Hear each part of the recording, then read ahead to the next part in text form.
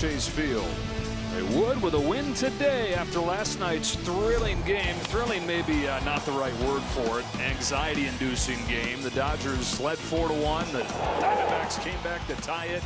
But with the Tommy Edman base hit in the top of the 11th and a fired-up Justin Robleski in the bottom half, a 5-4 final score and a magic number of 1 for Dave Roberts' team. The lineup that he sends out there is seeking the division title, presented by your Southern California helpful Honda dealers, has Ohtani leading off, Betts at short, and Teoscar Hernandez in right field hitting third. Freddie Freeman's at first base as the cleanup man today, with Andy Pages having launched his 26th home run of the year yesterday, in center hitting fifth. The left fielders Conforto, Miguel Rojas at second base hitting seventh, Kike Hernandez in the lineup today at third base hitting eighth, and Dalton Rushing gets his first start of this series behind the plate, catching Yamamoto. Well, the original plan today was for Zach Gallen to make the start, but they push him back. They're going to go with a bullpen game today, and here's Jalen Beeks to start it. He's definitely been their most consistent reliever, and obviously the plan was to go to the first two lefties, or the two lefties in this lineup. That's why Freddie Freeman got moved down to the 4-hole, but Beeks got a fastball, cutter, changeup. His changeup is his best pitch. In fact, he's got the best numbers against that pitch. Batting average, slug, and an OPS under 200. He won't be in for long, though, just the opener. This will be a bullpen game for the Diamondbacks. Although DeMille Chrismat figures to take down a bunch of it, former Dodger has resurfaced here in Arizona and pitched really well for the Diamondbacks the last few days. This is a bullpen game that they're throwing in a very meaningful game. The Diamondbacks start the day a game out of a playoff spot.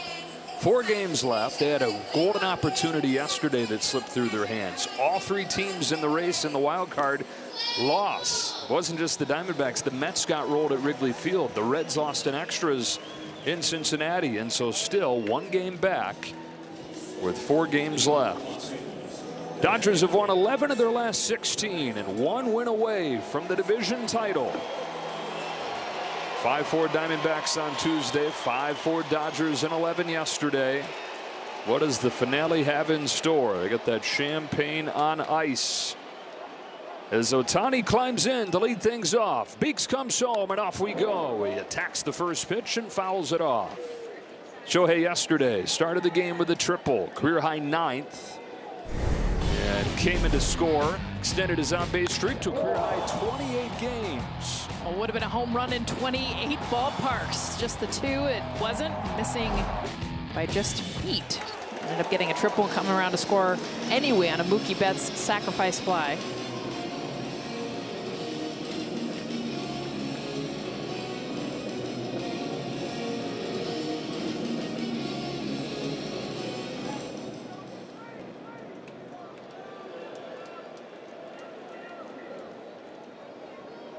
Beeks ahead of him 0-2. Comes back home, and Ohtani reaches out, lifts it in the air to center field. Thomas going back onto the track, just enough room. That's amazing that it flies that far when he's just kind of flicking the wrists at it. It is the first out of the ball game. And then he can hit it that hard, 100 miles an hour, just flicking the wrists, not even getting his whole body into it. Ohtani retired. Betts comes up, fresh off a 3-hit game last night. Continues to do it to the Diamondbacks. 392 against Arizona on the year. 3-for-4 night RBI run, that sac fly we talked about in the first inning to get the Dodgers on the board. He's just been red hot, continuing this streak for 2 months. One of the most important developments down the stretch here has been him finding his swing and then maintaining it. Just what that does for the rest of the team. And the good thing about Mookie Betts is even when he's struggling, he still brings so much leadership, so much to everyone around him. But there was almost a cloud of sadness because he knew he was so much better than what he was showing. He's a career 295 hitter, 900 OPS for his career, and seeing those numbers down around 230 for the average, below 700 for the OPS. Unrecognizable for a lot of this summer. And what a mental toll that took on him. They're able to climb out of it, and he hopes in a better place because of it. The 1-2 from Beeks. It's one of the overarching themes for this team as they sit on the edge of clinching this division, similar to last year where they were hardened throughout the year by having to fight the Padres right to the last week. The hope is you're better for those struggles. Beeks for the 2-2. Bat swings and misses at the high fastball. 2 up and 2 down.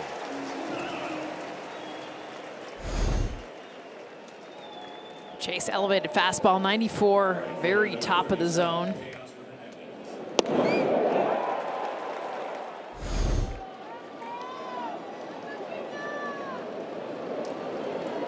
Teoscar Hernandez, who has had a good series, had a double yesterday. Yeah, and his 3 extra base hits in the 2 games, has driven in 4. Pops the first one that he sees into shallow center field here. And Jalen Beeks has the bullpen game rolling the right way for the Diamondbacks. Here comes Yamamoto when you come back.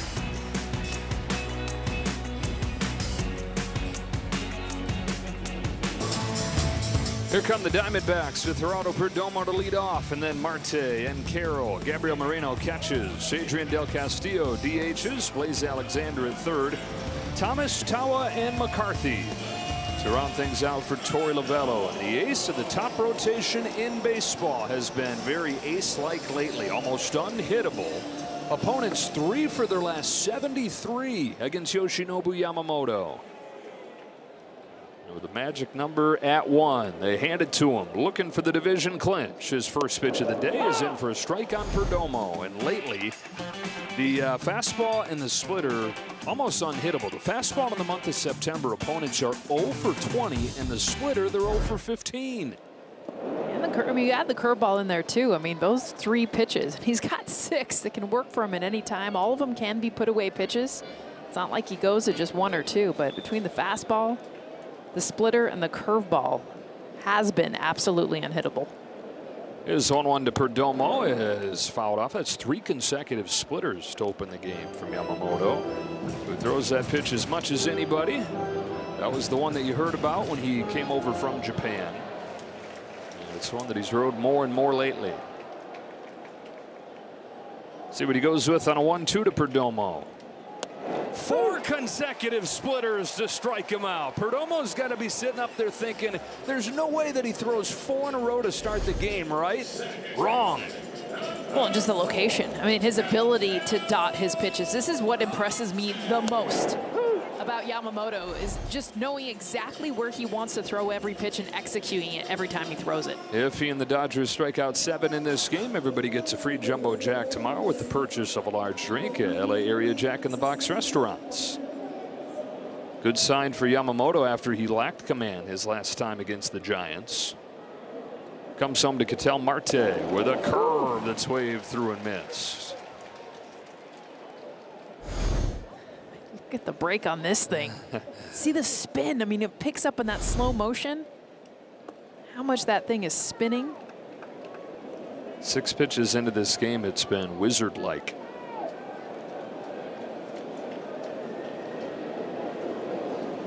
Marte's hit him hard, 5 for 12 with a home run.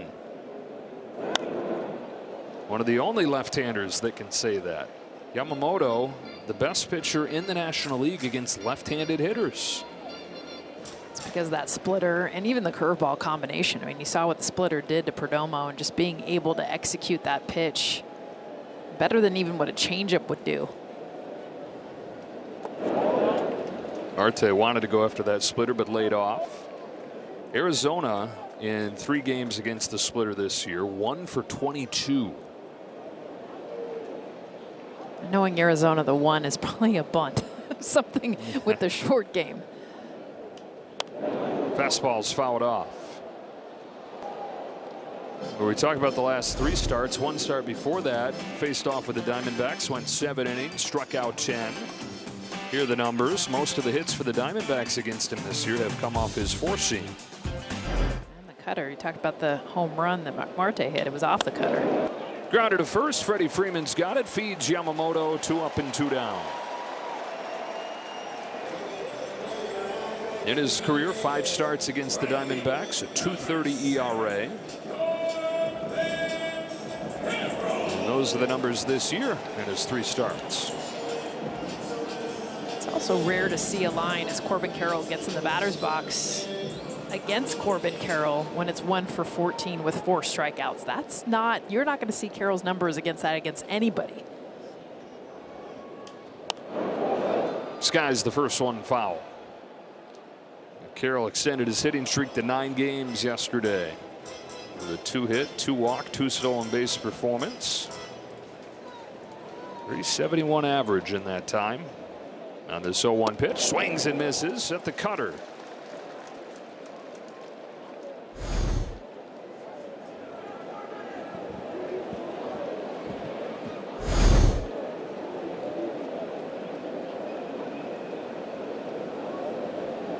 The kick, the 0-2. Inside with the fastball, just the 3rd that he's thrown out of his first 13. You just don't know what you're going to get with an arsenal this deep. See what he chooses on 1-2. The splitter, which is dialed in this first inning. Yamamoto puts bookend Ks on a 1-2-3 first.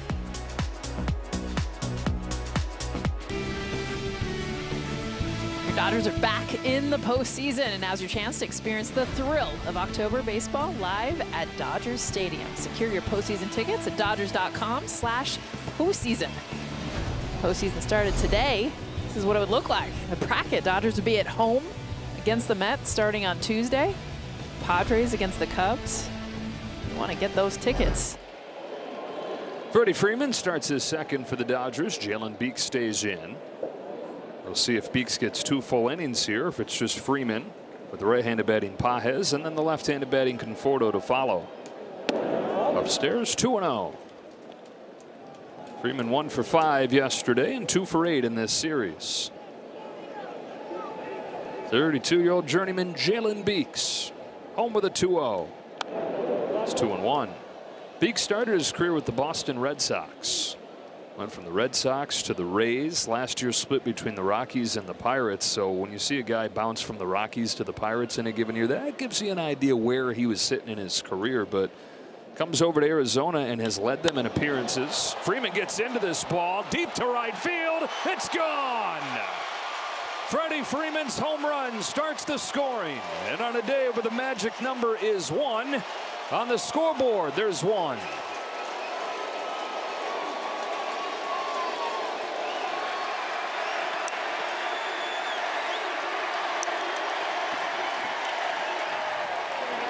.22 for the year. More than half of those have come since the last day of July.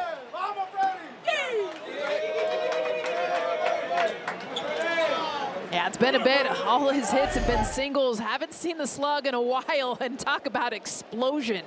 109 miles an hour off the bat. Fastball middle cut. Beautiful job getting the Dodgers on the board. Nabil Chrismat's going to come in and take over right here for Andy Pages as Freeman goes deep.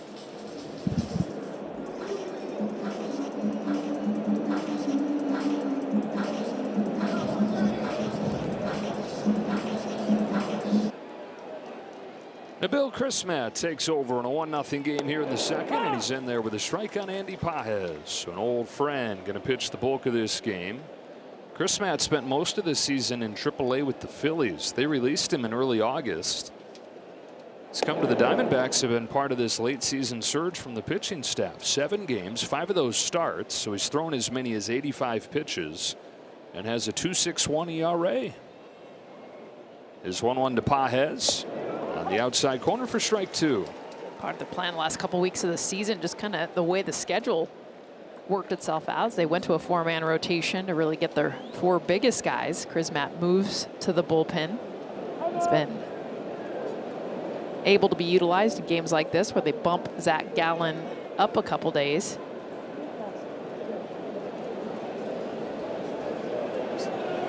.30-year-old from Colombia. The Pages with the 1-2 and a drive to left field. He went down and got it with 2 strikes and golfed it to the seats. Freeman and Pages go back to back, and it's 2-0.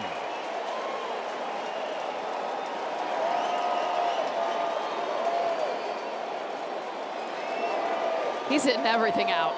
I mean, we've seen all the pitches that have been thrown to Andy Pages, the slug that has come from his bat. Just take you back last night, it was a cutter that he got down in the zone, went down to get it. Almost looks identical to what we saw today, being able to power it to left field. Now it's the breaking ball, moving down below zone. Not a bad two-strike pitch, Joe, below the knee, but an even better swing.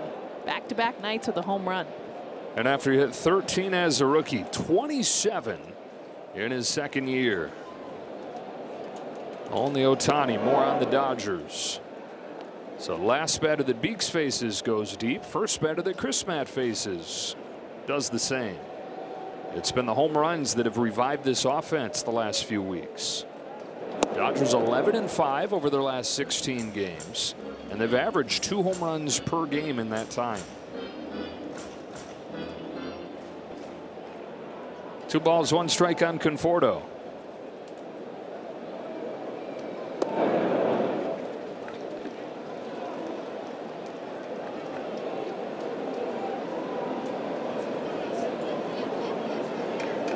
Michael above 300 the last month on a 3-1 pitch. Watches a change for a strike. 3-2. Started the first game of this series.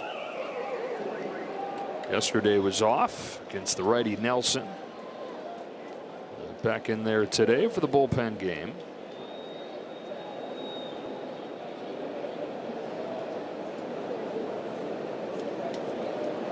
Three-two. Do it again.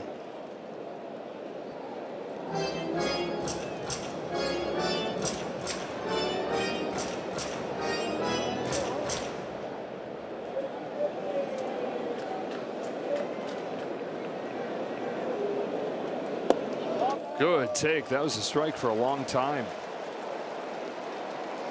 That's where Chrismat usually gets his swing and miss, is the changeup. Throws it 40% of the time, and he's usually counting on Chase.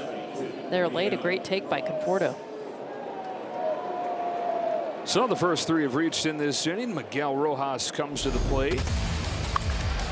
311 since August 30th. 315 his last 30 games. I love seeing the highlight reel of Miggy Rowe the last couple weeks, because you look at where he's hit the ball and it's all over the field. I mean, just really taking what the pitcher's giving him, finding a way to poke hits through, doing whatever it takes to help extend this lineup. Speaking of that, showed bunt on the first pitch. Swings away here and hits a fly ball to left field that will send McCarthy to the corner for the catch. So finally the Diamondbacks get the first out of this inning. 2 in the bank already on the back-to-back home runs from Freddie Freeman and Andy Pages. And now here's Kike Hernandez. Got his first 2 at-bats of this series off of the bench yesterday. 0 for 2. Just a day for Max Muncy to get some rest going into the weekend. So Kike's at third today. And ahead 1-0.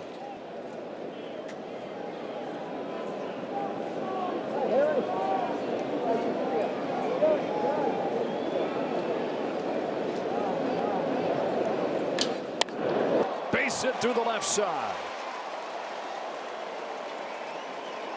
For the first 5 have reached here in the second. This is down at the bottom of the order too. Just hits keep on coming.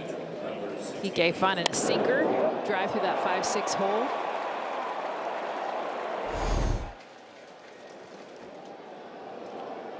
Yamamoto's sitting there thinking, we've exploded. 2 runs. Dodgers have gotten him 0 or 1 runs of support in more than half of his starts this year. Rushing. On the ground to first. Tower to second 1. Perdomo to first, to covering Chris Matt late.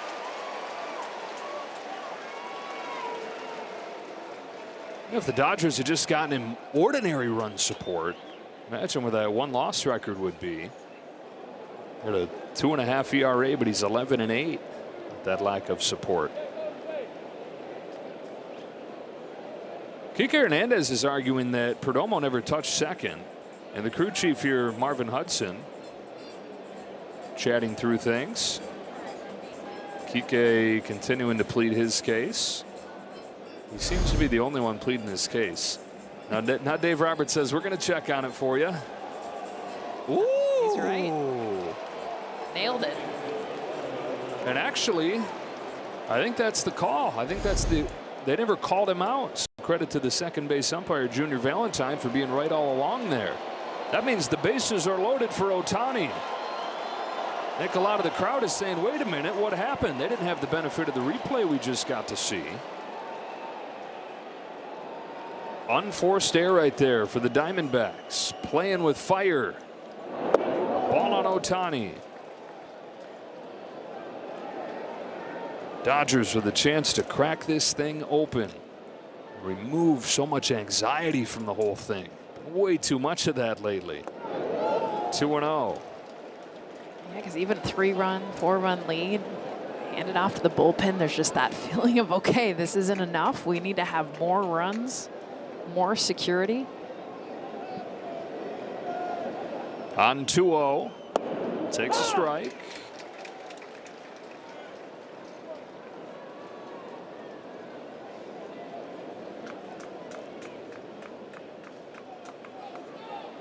Three hits and a walk in the inning. Bases loaded, one away. 2-1 is cut on and missed. He tried to make it the third home run of this inning for LA. It's the spot too. Shohei continues to get attacked. You want the swing and miss up in the zone. Even 91.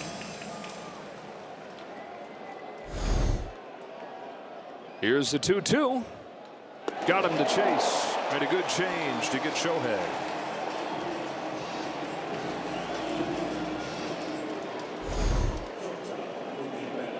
That's the pitch for Krismat. That changeup. It's Shohei way out in front. That's a situation where it feels like you got to get more than the 2 solo home runs that started the inning. Bases loaded with your top 2 guys up. Ohtani's down on strikes. It's up to Mookie Betts. First one from Krismat is lined into left field, and he takes advantage. 1 run is in. Here comes Hernandez. Throw is late. 2-run single, 4-run second.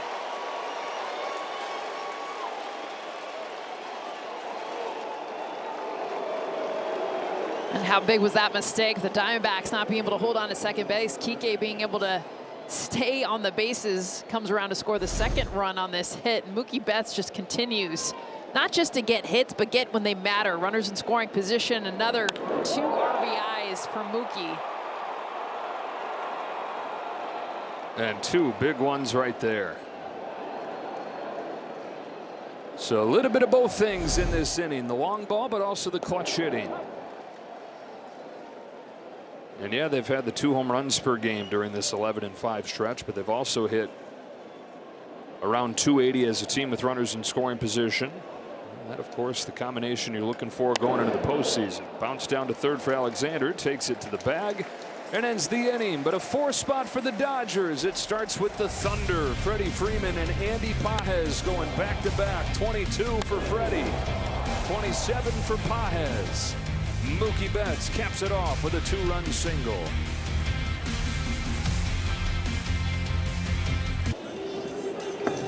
Yamamoto going heavy with that splitter in the first inning, retiring the Diamondbacks in order. Back at bookend K's, Perdomo and Carroll. He only threw 3 4-seams in that inning. Gabriel Moreno starts the second, takes strike 1 on a 4-seam. He's getting an average of 3 runs of support, last in the National League. Already 4 for him today. Chopper, Kike, 1 gone. It's fitting that he's the guy on the mound today, isn't it? And a stretch here with the starting pitching has carried the Dodgers, a 2.80 ERA since the start of August. Gave the offense time to find its legs. And the face of that starting staff, the ace of that starting staff, has a chance to pitch him to a division crown. Del Castillo takes a little low. Especially because the story has been the starting pitching. I mean, August and September has just been absolutely ridiculous. You look at the ERA, the Ks through 9, the swing and miss stuff, and how they've been rolling. Yamamoto has led that stuff. Bounce to first, 2 out. To be an ace, yeah, you obviously have to produce, put up good numbers, but you also have to post. You got to be able to rely on a guy to be in there every time that he's supposed to be. Yamamoto, after a rookie season where he was good, but only made 18 starts, makes his 30th today. He's retired the first 5 Diamondbacks. Blaze Alexander takes low. Posting and then the length that he's given every time he's gone out. I mean, that's probably been the most impressive things. You know, they felt like there was a little bit of fragility last year's rookie season. Alexander with the first hit of the day. Now Yamamoto just kind of taking the bubble wrap off, let's go, and not just being able to be healthy, but also give length. Especially being a swing and miss stuff. Swing and miss guys tends to get all those strikeouts. It's hard to go deeper into games. You know, I think, like you said, you used the word fragility during the rookie season, and maybe some of that reputation coming over from Japan. Just when you look at how particular he and most of the pitchers that come from there are about their schedules and the routines, not having much flexibility to that. But once they're given that structure, once they have that schedule that they desire, they say, look, you give me that, I'm willing to go 7 innings. I'm willing to throw you 120 pitches if you ask me to do that. Swing and a miss from Thomas, because that's the idea in Japan. Yeah, you get an extra day or 2 of rest, but when it's your day, you are relied on to go out there and throw as many pitches as your team asks for. Earn the right to have that structured schedule, those demands, by when you are called upon, giving them everything they need, which he's done all season, which he's doing so far today with 3 Ks over 2 scoreless.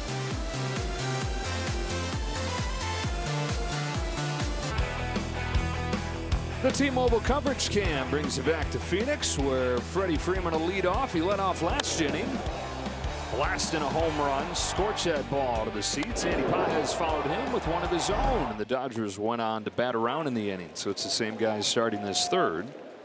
First time that he faces Nabil Crismatt, who came on for Paez. Freddie's home run against Beeks, the opener. You just never worry too much about Freddie, and I know that it's easy to say that now when you went through a middle part of the summer where it didn't quite look right. Go over to second and Marte. But if there's anybody you can bet on to come out of a slump, if there's anybody you can bet on to have a very, very high floor when he is going through the struggles that Freddie's talked about going through, it's him. Well, it's because of the way that his swing is structured. I mean, you just watch the way he takes batting practice, but honestly, the way he hits in games, even when he is struggling, because he has so much trust to see the ball late. He's not one of those hitters trying to get the ball out front, trying to get the ball in the air. That's so not Freddie. Because of that, he's got so much variance in how he can put the ball in play, how he can get his hits. And then you got Paez, who's putting the ball in the air and getting out in front, but he's got that beautiful extension that he gets. I love watching the length after he hits the ball. There's one thing these guys have in common. We were actually talking about this with some of the coaches on the field yesterday, is how still their heads are. I've mentioned before, Andy Paez, to me, it looks like it's separate from his body. It's so still. Chopper up the middle here for Marte, and it squeezes through his legs for a 1-out air. That's something Andy has really worked on diligently. If you watch Freddie Freeman, it's uncanny how still his head stays, no matter what the swing looks like. And we've seen many different swings from Freddie. Look at that. His whole body torquing through that swing. The head still. The eyes still. Well, and it's how unusual that is. I mean, shoot, show you Mookie, show Shohei. I mean, you're not going to see Shohei's swing is definitely anything but that, which is the beauty. We talk about size, but there's also different styles of swings. For Freddie, and like you talked about Andy making that adjustment, there's different guys that can do it different ways.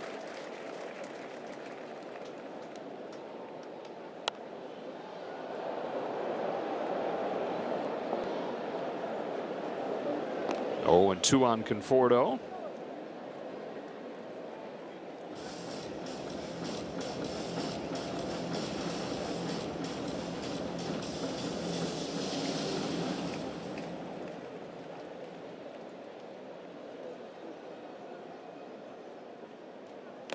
Fouled into the glove for strike 3.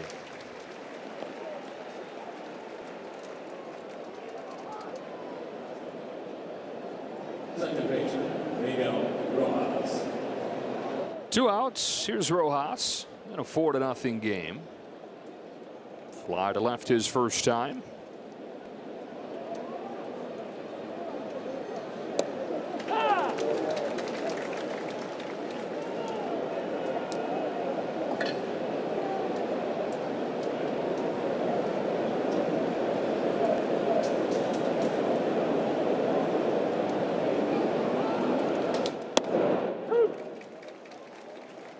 Oh, and 2.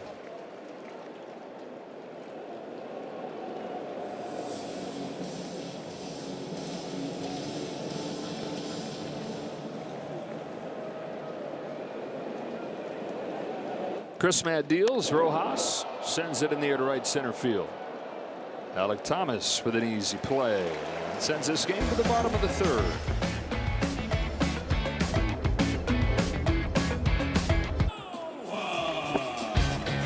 Already 3 Ks for Yoshinobu Yamamoto. 4 away from Jumbo Jacks as we move along to the bottom of the 3rd. A 4 spot for the Dodgers in the 2nd. A boatload of run support. First pitch curve here to Tim Towle, misses downstairs. 3 of those strikeouts coming on the splitter. Last 4 starts, 13 Ks. Hitters are 1 for 20 against it. Back-to-back curveballs. It's fun to watch the subtleties of him choosing what pitch he's going to throw. It's like sometimes there's a method to the madness as far as sequencing to the hitter, but it's as if other times he's like, I'm just going to master this right now. Tries a curve, it's good. I want it to be great. And then he throws another. He's grown a lot when it comes to tailoring what he does to the hitters and studying scouting reports. But there's still that, back to the word craft, like we were talking about Ohtani the other day. There's that in him too, where sometimes it goes from paying attention to what I need to do to get this specific hitter out to I'm going to dial this thing in perfectly. It's almost like the hitter's gone. Yeah, which there's got to be some level of bliss to that. Yeah, absolutely. I mean, the whole clear the mechanism, right? Kevin Costner, and just like forget everyone else, every other noise. It's just me and this catcher, and I'm working on my stuff. Yamamoto looks exactly like that. He doesn't even notice that the hitter's there. Bunch of curveballs there. Towle watches all of them and takes the first walk of the day. We get a word from Morongo. Smoking good times, cigars, food, fun. Morongo. Career high 6 of those walks against the Giants his last time out. Still was able to go 5 1/3 scoreless innings because he gave up just 1 hit. And he was very proud of the 5 1/3 that he threw, not giving up a run, given the lack of command. One of those starts that he had to find a way to pitch around the traffic and pitch without his best stuff. Strikes a fastball to McCarthy. He wasn't in the zone as much with the fastball, which is probably the one pitch he will throw. If you look at the heat map, I mean, he'll throw that thing sometimes middle because it has that late carry.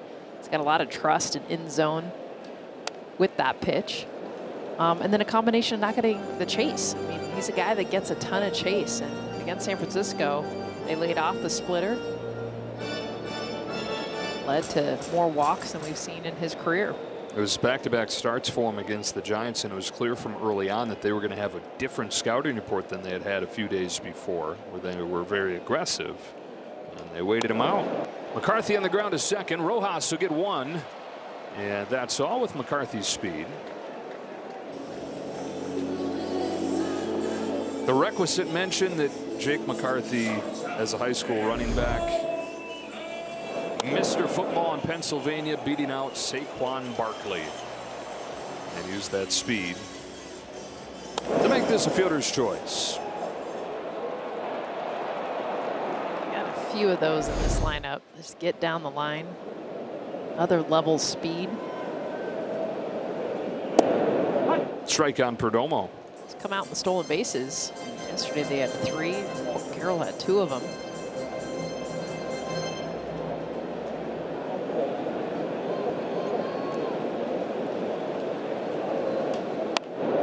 Perdomo had his 12-game hitting streak come to an end yesterday with an 0 for 3. Struck out his first time today. 289 for the year. It's going to get down ballot MVP votes. So anybody not named Shohei Ohtani, that's the best you can hope for. He's probably going to finish top 5 in MVP voting. At the age of 25 in his 4th year and his best one yet. Doing that playing shortstop, which is a high demand position. Does it very well. Here's the 0-2 to him. So 4 straight splitters in his first at bat. So impressive, everything you were talking about. Yamamoto just like, no, I'm just going to stick with this pitch.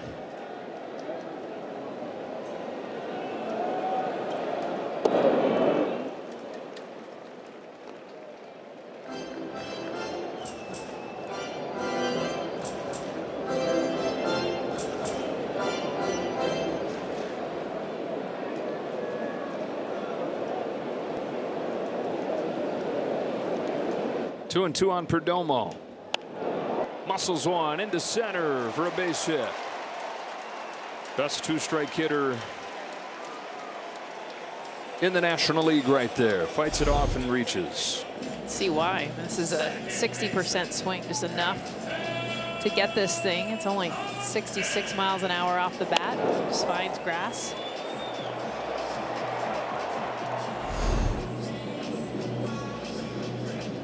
Got a couple speedy runners aboard here with McCarthy at second. Perdomo at first. And Ketel Marte coming to the plate. Diamondbacks hoping to stir up another comeback. Down 4-0 on Tuesday from down 4-1 yesterday. And their season hanging in the balance here.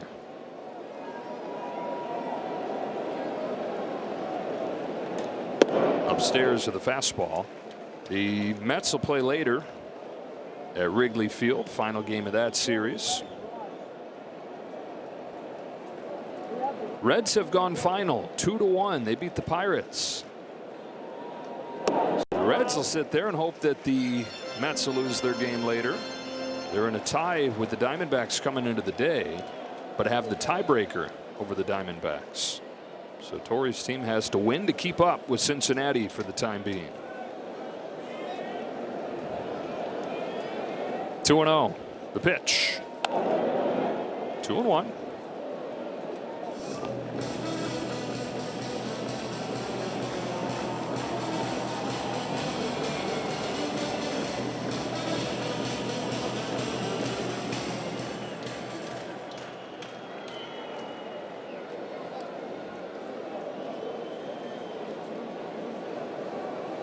Yamamoto fires.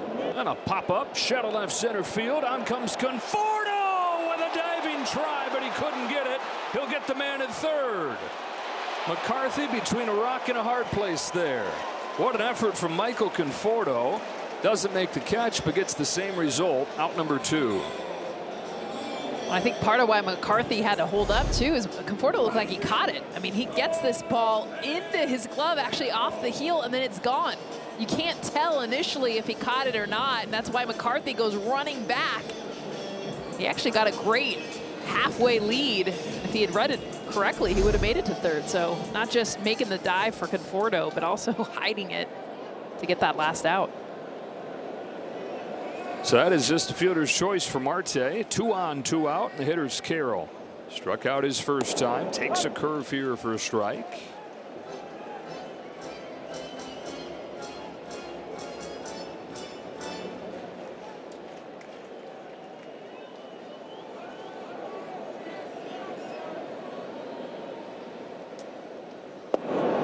Ball and a strike. 2 hits for the Diamondbacks today, which is the most that Yamamoto's given up in a start this month. The opponents 5 for their last 83. His 1-1 to Carroll is a fastball to the outside black.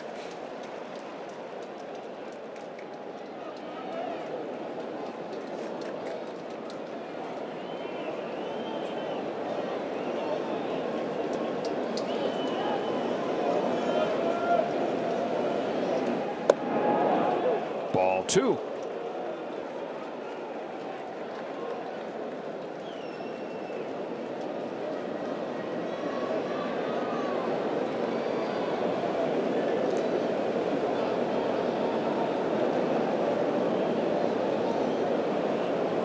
Two. Grounded to first, Freddie Freeman. Race to the bag that Yamamoto wins. Strand a couple, 4-0 after 3.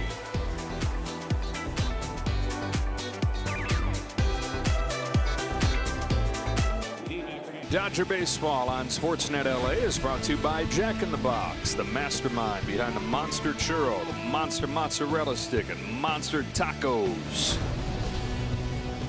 Magic number of 1.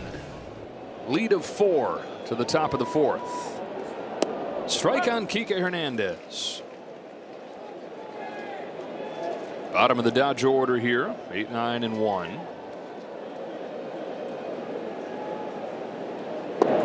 Huge looping curveball right there. Chris Mack can make a ball move.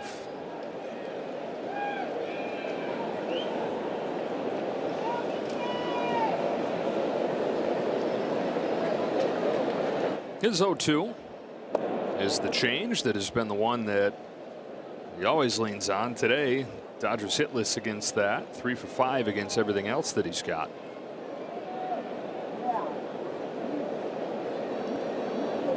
Here's 1-2. Hernandez rips it down the line. It was left up and ripped into the corner.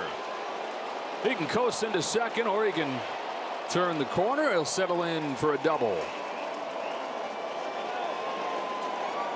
Joe just has to speak it into fruition. Just say no hits on the changeup, and then here he throws this middle enough for Kike to be able to get around it down the line. Leadoff double.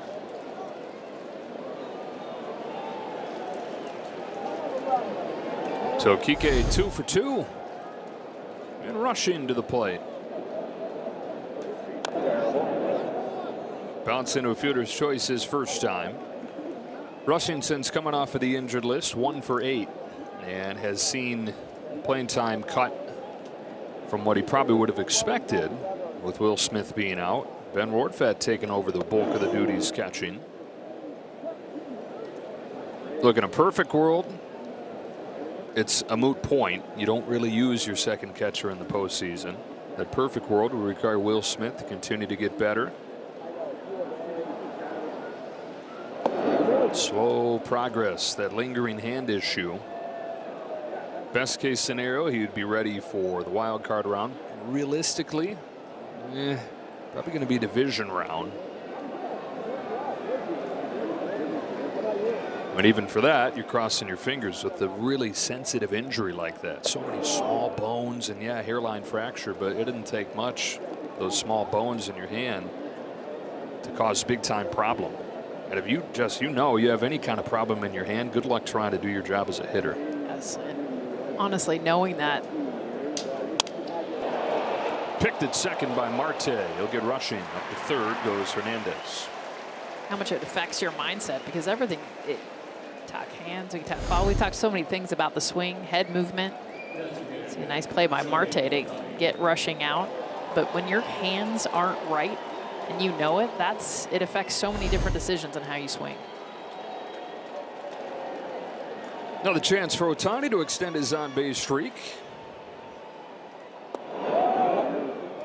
Lays off.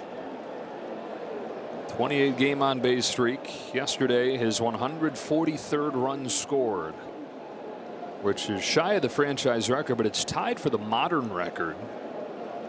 When you make 1900 the cutoff for that. Modern. The last 125 years. Tied with Babe Herman's total in one of the greatest offensive seasons in baseball history. For him individually, but just across baseball, 1930 was a bonkers year offensively. There's a 1-1 pitch. Shohei golfs one to right center field. Headed for the pool. Splash! 54 his first year with the Dodgers. 54 his second year. He's matched his own franchise record. And in doing so, he's broken the modern-day record for runs scored in franchise history. Well, we were just talking about the changeup too. Look at where this pitch is located. Are you kidding me? Nobody, no one besides Shohei Ohtani not only hits this pitch, but hits it for power. Gets underneath the changeup that, by the way, is an inch off the ground. Chris Matt's best pitch, and golfs it out into the swimming pool in right field.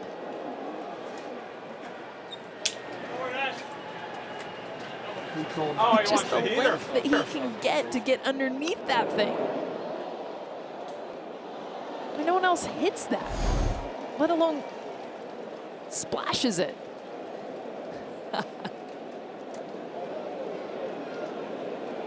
They've partied in that pool before. Her division title. From foul ground, Alexander to get bats with a pretty play. And trying to start a party with another division clinch today. Well, there are different years you can look at and point as the start of the Dodger franchise. The most common one used is 1890. So over the first 133, 34 years of franchise history, nobody had hit 50 home runs in a season. Ohtani comes to the Dodgers and he's hit 54 in both.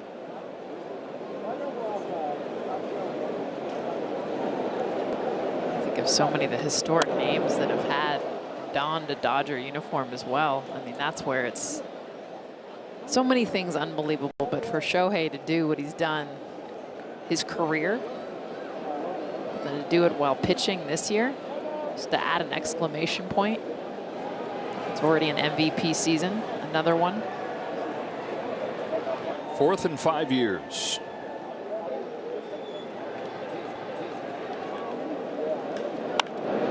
Poke down the right field line. Tasker trying to lean it fair, but it fades foul. Did his best Carlton Fisk right field version.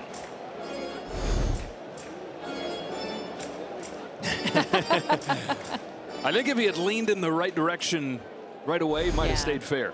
Kind of pushed it foul, He did. that first initial lean.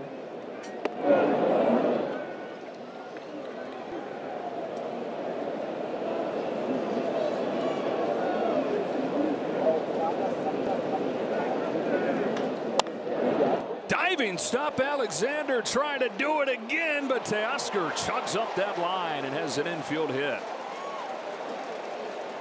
Boy, impressive stuff by Blaze down there at the hot corner, these last two hitters. Defense for the Diamondbacks in general, trying to take away hits left and right. Teo beats this one out.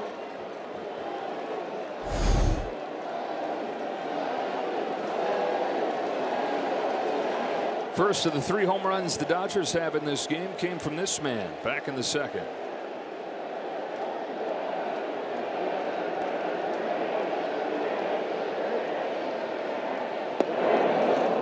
Disappearing changeup.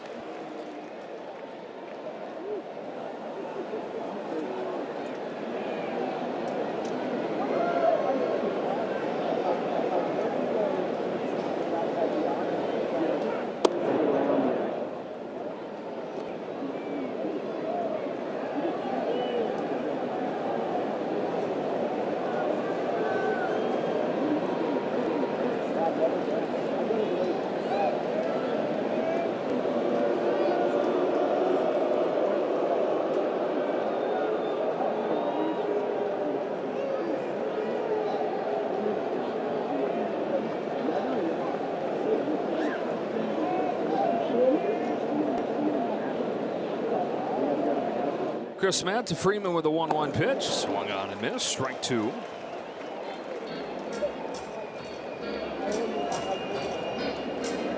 Dodgers over the first 4 innings exceeding their total from either of the first 2 games of this series. 4 on Tuesday, 5 yesterday, 6 today. Over the first 4. Freeman sends one in the air to right center field. This ball's got a chance. Carroll to the wall. It is gone. It's the second today for Freddie Freeman. Goodbye, he says.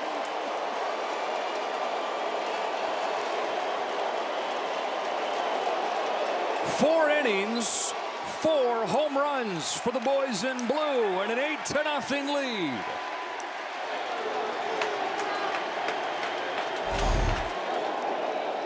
Another changeup gets this one middle. Just a beautiful job. 2 home runs on the day for Freddie Freeman. It's the same spot as Shohei out by the pools getting some action. Second multi-home run game over the last month plus for Freddie Freeman. Had one at Petco Park back in August.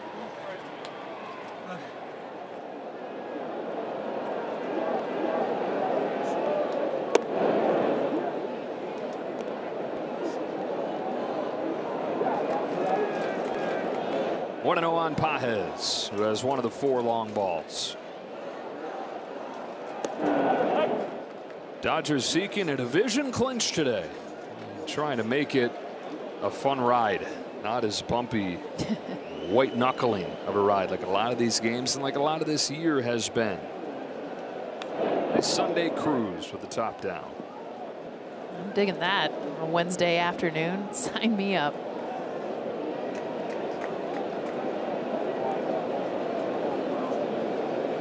Especially heading into October and knowing wild card series and how crazy it's what's about to come.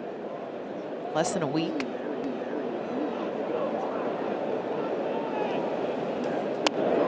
Wow, somehow he gets to that.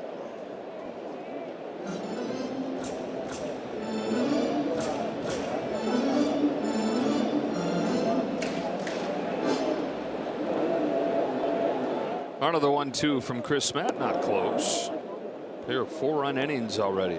Second and here in the 4th. 2 home runs apiece in those innings. Solo shots in the second, 2-run shots in the 4th. 2-2 pitch to Pages. What a take.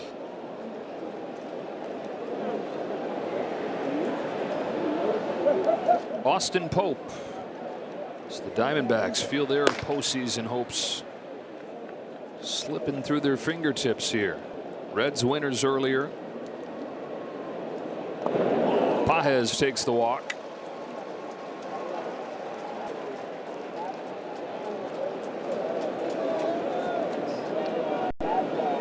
Up comes Conforto, and we get a word from Nissan. This Dodgers broadcast is brought to you by the Nissan Rogue. Shop NissanUSA.com. You know, you get the magic number to 1 with 4 days left. It pretty much becomes a formality, not completely, but pretty much becomes a formality that you're going to clinch a division. You don't want to back your way into it. You don't want to do that by playing poor and then looking up and seeing the Padres lost a game. Oh, now we can celebrate. Trying to really earn the celebration today. Not that they haven't earned it through 159 games this year, but that finishing touch. You carry good feelings into that celebration. Get everyone in on the party too. I mean, when you get a game like this, everyone's contributing in the lineup. Yamamoto, another stellar start. Bullpen can breathe a little bit.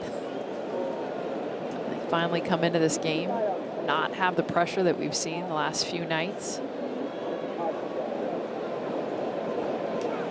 Shohei's or Yamamoto's saying, where's this been all year?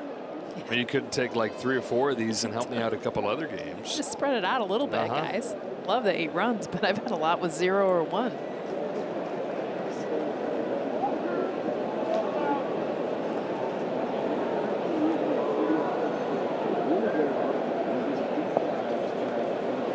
Seems more like, okay, stop scoring. I want to go back out there. Yeah, staying warm. High fly ball, deep center field off of the bat of Conforto. Thomas to the wall, just enough room. Another deep drive off a Dodger bat. 2 more home runs. Ohtani ties his own franchise record with 54. Bow to Freddie, who says wow. And then Freddie comes back and he says wow to you.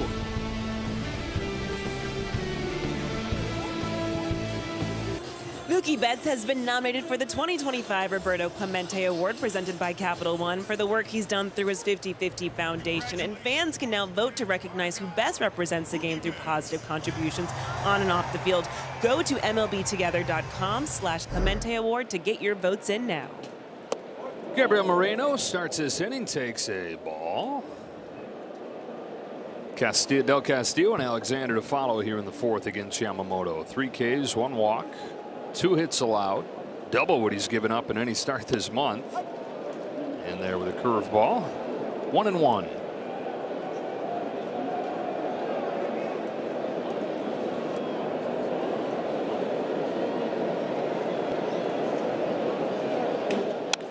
Up the middle, Rojas.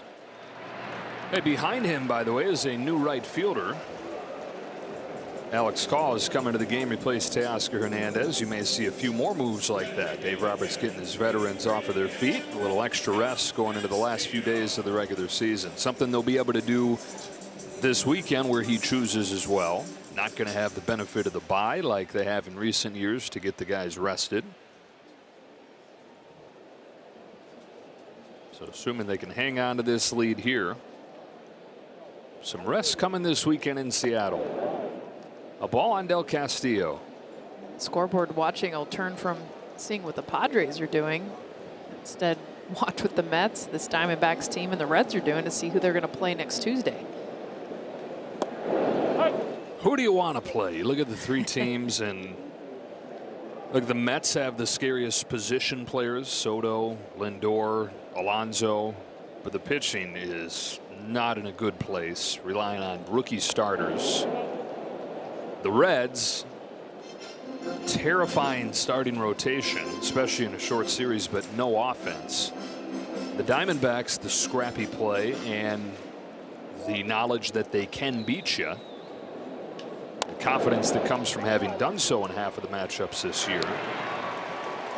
So there really is no obvious choice. There are reasons to make a pick. If you look, you're going to play who you got to play, but just as you break it down here in an 8-0 game, there are reasons to want each opponent, and there are reasons to say, ooh, maybe you don't want them. It's funny because, I would say the Mets, and, that's the big market team. That's the big name team. And I was like, no.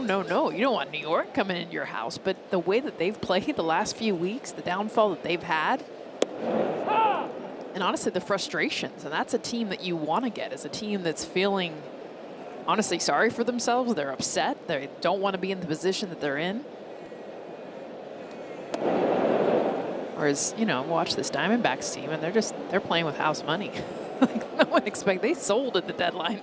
They are not supposed to be contending for anything right now. The Mets have lost 12 of their last 17 games. They're 19-33 since the last week of July. Only the Rockies worse. Yeah, I'll take that team. Yeah.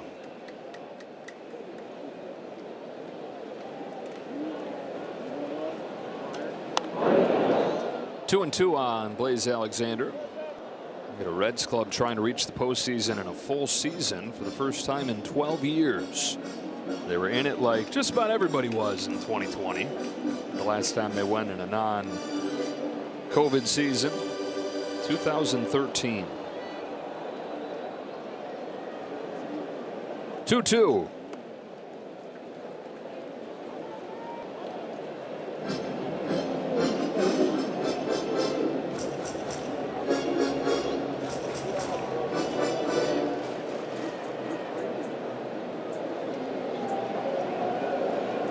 Yamamoto deals a payoff, and it's 8-0 Ryan. Okay. Ball 4. The Yamamoto knows exactly where he wants to put a pitch, and that's where he wanted to put that one for strike 3, and it was. Instead, ball 4.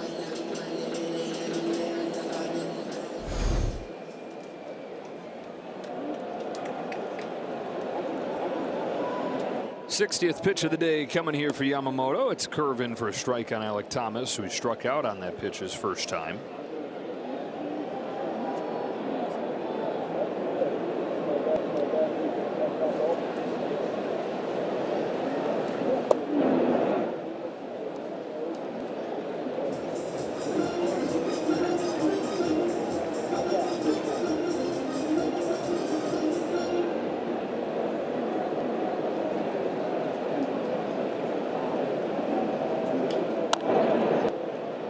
That's strike 2. If anyone wanted the day off today, it was Alec Thomas. His numbers against Yamamoto, now 0 for 8 with 6 strikeouts. Does not see the ball well. Not many do, but Thomas kind of leads the pack as far as swing and miss.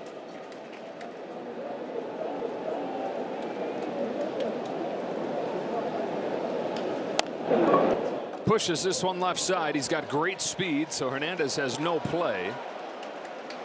Thought about trying to throw back there to get Alexander, but there's nobody home to take the throw. So after the walk, an infield hit. What is this, like the 6th infield hit in 2 days for the Diamondbacks? And we've seen so many miss hits because of the speed, a combination of just placement, and another fast runner down the line. Thomas, it's like a softball, old school slap. 2 on with 2 out, and the hitter's Tim Tawa. I don't think that was a foul. That's just swing and a miss that's off of Rushing's glove, and so both runners advance.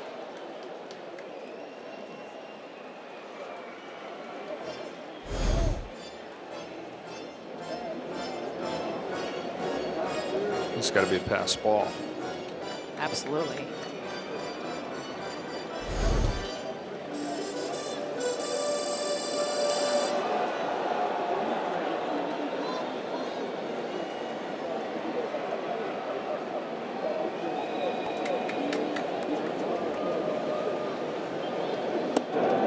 Nasty.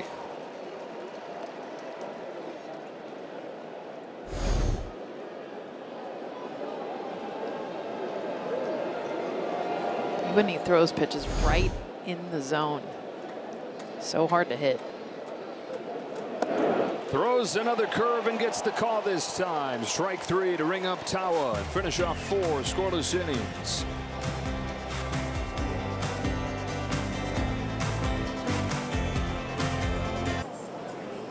World champion Dodger baseball on Sportsnet LA is brought to you by your Toyota dealers. We make it easy. Dodgers with a pair of 4-run innings in this game, 8-0 as Miguel Rojas leads off against Austin Pope. 26-year-old from White Plains, New York, is making his major league debut today. His numbers down AAA. Kind of been all throughout the minors this year and last. Little tapper back to him and over to first to get Rojas. Big exhale. Come into an 8-0 game. You're facing the Dodgers lineup. It's already put up 8 runs through 4 innings. He's out of Fairfield University, the 2nd major leaguer to reach the majors out of Fairfield. He was a 15th round draft pick. Beating the odds, getting to the big leagues even just for this one game as a 15th rounder. Retires the first man that he faces, and here's Kike Hernandez. 2 hits, 2 runs scored for Kike today.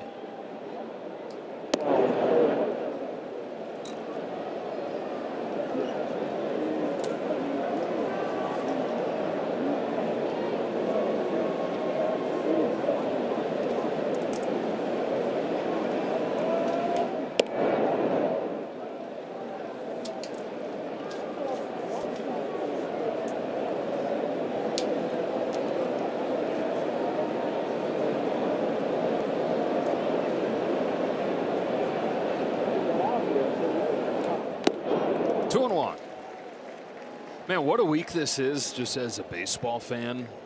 It's always going to be a fun last week, but it's as if every race, the outcome of every game has contributed to the tension in every race that we came into the week with. Like, there's not been a single outcome that's made teams part further from drama. Yeah, no, it's one of those, Joe, you wake up every morning and you're just like, all right, where are we at? Where are we at with the standings? Where are we at division standings? Where are we at wild card standings? And unless you're living in Detroit, it's been pretty exciting, up and down. No real idea of where everything's going to land. Snared at second by Marte. Hernandez retired for the first time today. Of course, in the National League, all the focus is on the wild card race, that 6th spot. But in the American League, in every division, there's been a surge and a meltdown. You say just Detroit, but you got the Blue Jays have melted down as well. Astros have fallen off the cliff in the West. Yankees were 5 back 10 days ago in the American League East. They've won 7 of 8, while the Blue Jays have lost 6 of 7. They're tied in the East for the first time since July 2nd. They've also only been playing the Chicago White Sox for a month. It does feel like that. But you're right, especially teams that you thought for sure, okay, they've got this division wrapped up. It's clear that this is kind of at least where this is going to be. It's changed so much in the last 10 days. I mean, we're talking historic changes, stuff that we've never seen before. Guardians, 15.5 back. Yes. They've won 17 of 19 to take over first place. So wrap up that series with the Tigers today. And now the Tigers are just trying to hang on to any old playoff spot. Yeah, I mean, it's looking like they might not even make it. And honestly, because they just continue to lose, that's what it looks like. They're just going to get themselves right out of the playoff contention. Seattle's going to be rocking. This Dodger team heads up there after this game. Rushing corks a base hit into center field. Yeah, the Mariners have won 16 of their last 17, clinching their first division title in 24 years. How about the big dumper? 60 home runs. He's a catcher. He's a switch hitter. No catcher, no switch hitter has ever done that. He just tied Babe Ruth. Speaking of Babe Ruth, Performance Spotlight brought to you by Nissan. Here is Shohei Ohtani. And the top of the order for the Dodgers, 4 home runs between the top 4, or between the top 5 in the order. A strike on Ohtani. Let's see if Statcast gets how off balance he was and still hit this. They didn't even have a catcher. So impressive. Does he get to the pool? Splashcast.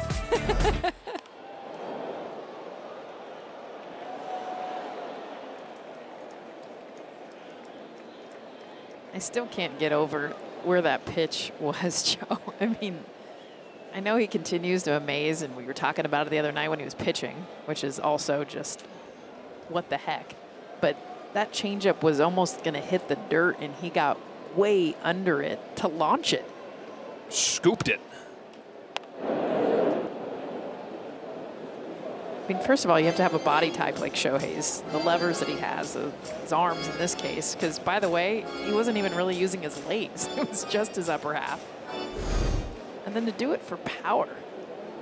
I mean, look at that. That isn't even his whole swing.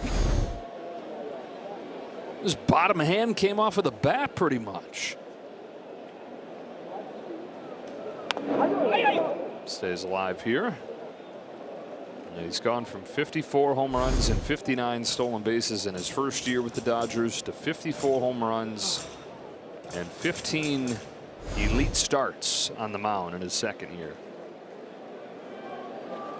Too shy of Schwarber for the National League lead. On the ground to second from Marte, and we're halfway home in Phoenix. Dodgers will win away from clinching the division.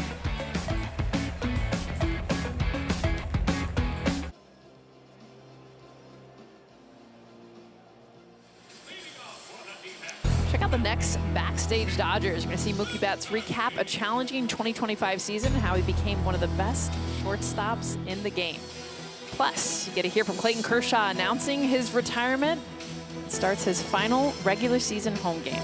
Backstage Dodgers tomorrow after the postgame show. To the bottom of the 5th goes Yamamoto. 4 more zeros put up from the Dodger ace. Strike 1 on Jake McCarthy. Kershaw getting ready to make his last start of the regular season. His last start likely in the major leagues as he prepares for a rollout of the bullpen in the postseason. It'll come on Sunday in Seattle. More than just a feel-good story last night, though. Noteworthy that he came in and pitched well in relief. One of the coolest parts about the game, him and Roki Sasaki, and Dave had talked about it prior to the game. Kirsten Watson had reported on it, but to actually get both of them to come out of the bullpen, I was like, is it really going to happen? And Clayton coming in the 9th inning to keep this game, and he had 3 batters faced, got all 3 of them out, a clean inning when the bullpen needed the most. I mean, blown saves in 3 consecutive games. Had the defense behind him to help him out. In fact, Tommy Edman to end that inning made an amazing diving catch. But just to know, I mean, it's so Kershaw. All the players were talking about it after the game, saying, of course, he's out there in the bullpen saying, hey, this would be a day that I'd be out there doing my thing, so why not do it in a game? He said he really enjoyed it, too. He said, yeah, it's an extra dose of adrenaline coming out. And especially in a tight game like that. You saw it, 91, bang. Adrenaline flowing. Freddie Freeman was giving him a hard time in the clubhouse this morning, pointed out the velocity, and said, wow, Aroldis Kershaw coming in. It's incredible is, you know, you look at all his numbers, but I think 21 starts, 1 relief appearance for him this year. You look back at his rookie season in 2008, last time before 2019 that he'd come out of the bullpen, same exact numbers, 21 starts, 1 relief appearance. It's kind of a bookend. Hugs the line here off of the bat of Perdomo, and Yamamoto covers first. And for the bullpen collectively last night, the 3 runs allowed between Vesia and Henriquez to watch the 4-1 lead disappear. It's easy to focus on that, but then you look around that with Kershaw and Sasaki and 3 others, scoreless relief work to help them win that game in extras. 8 pitchers were used. You know, a lot of times we're talking about the blown saves, and when those happened, Vesia didn't have his best up. Henriquez was on the mound when those runs were given up, but then you look at Jack Dreyer coming in, you understand how many players it takes right now.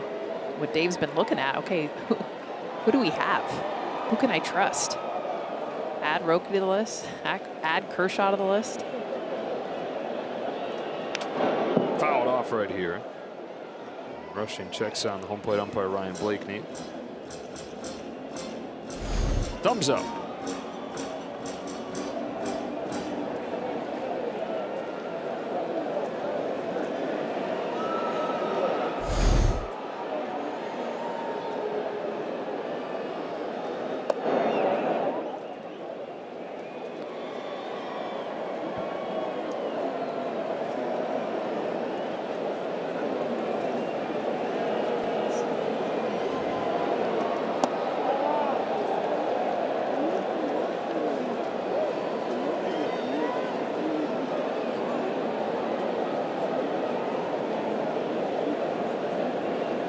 Two. Swing and a miss on a curveball, strike 3. 5 scoreless from Yoshinobu Yamamoto. See the fastball, the splitter, and then how about the curveball, swing and miss.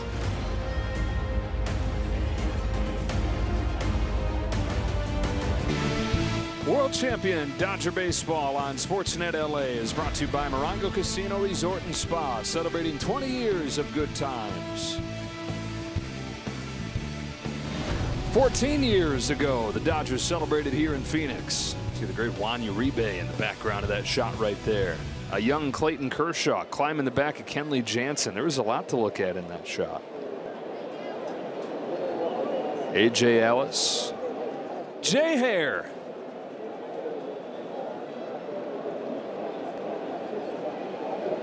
It's Betts leading off the 6th. 1 ball and 1 strike. Freddie Freeman says that he called it, that they were going to clinch on this day in Phoenix. I said, well, I could have called that too last night. When did you call it? Yeah. He said about a week and a half ago. Okay. He said it's perfect. He clinched during the day. He got the flight up to Seattle to enjoy it.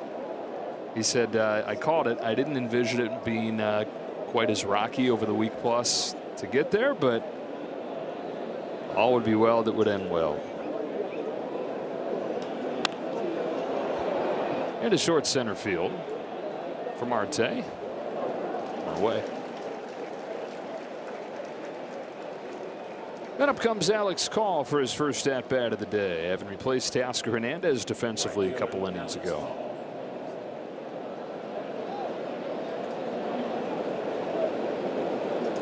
You look at what the Dodgers did at the deadline, and the 3 guys that they brought in, Call, Brock Stewart, who's on the injured list, and then Ben Rortvedt, who's taken over the majority of the catching duties. Stewart, they're still hoping can make a comeback from the shoulder issue. Going to travel with the team to Seattle this weekend and see there. Call has had minimal playing time here down the stretch. Who would have thought out of those 3 guys that they brought in that perhaps Ben Rortvedt would be the one that would have the most significant role going into the postseason? Especially even with the bat. He's what, .095 batting average in the minors and with Tampa Bay. Really coming over just to help with the staff and just pick up where all the injuries seem to be piling up at the catching position. But home run, first game of this series, has been tremendous behind the plate. Taking over the starting role over Dalton Rushing while Will Smith is out. 0-2 to Call is taken high.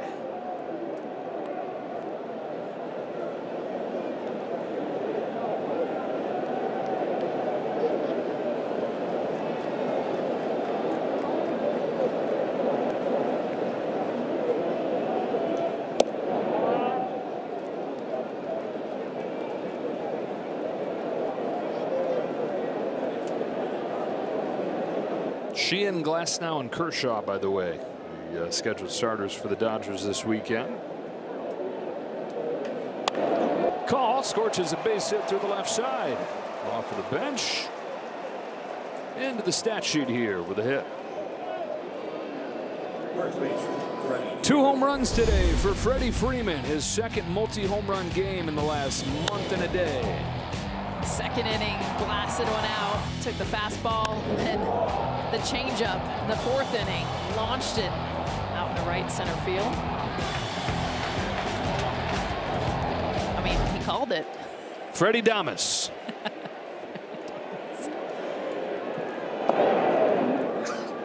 He was just waiting for today, not just to get hot with the bat and the slug, but he said a week and a half ago, said today was the day.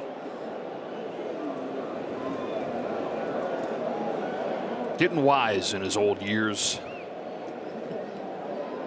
Just celebrated his 36th birthday.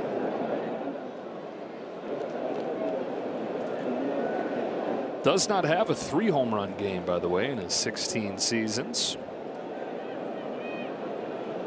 Facing a guy making his major league debut in Austin Pope. In a ballpark where he has hit better than any other. Fouls off that high fastball, 2-1. Home run was his 7th in his last 14 games at Chase Field.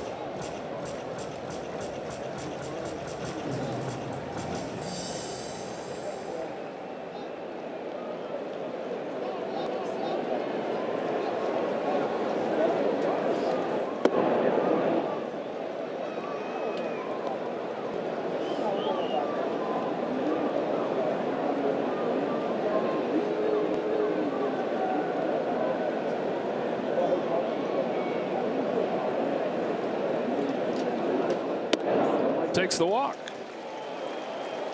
Aboard for the 3rd time today.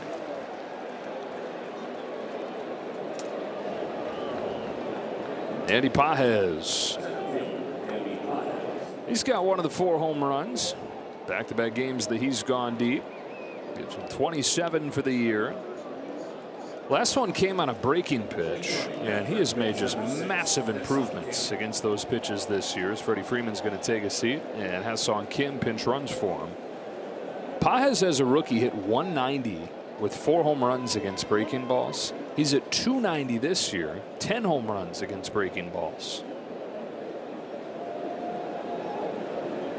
He's finding the right ones to hit. That's the biggest thing I've noticed with Andy Pages is he'll still chase for sure, but finding the ones that are misses, and the one he hit a home run off of is down below the zone, but he was also able to see that pitch out of the hand.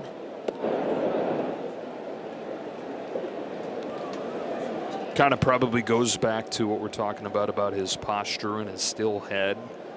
You can't hit what you can't see, and if your head's moving, you can't see it. So to make those better decisions like you're talking about, that starts with those fundamentals. It's definitely a noticeable difference, and your point to the head movement, how upright he is with that posture, but then how it sets up the swing path ultimately to get to those pitches.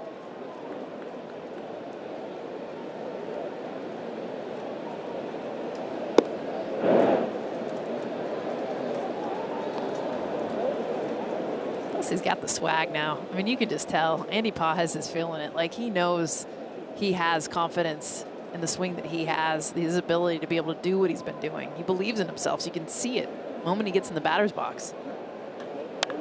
Hooks this one foul. It's often why you see such big leaps in year 2 for players. Year 1, it's like, oh, just, you know, doggy paddling in the water trying to keep your head above. Been there, done that. Second year, okay, I'm a big leaguer. Had the ups and downs as a rookie, as every rookie does. Had the down to begin his second year.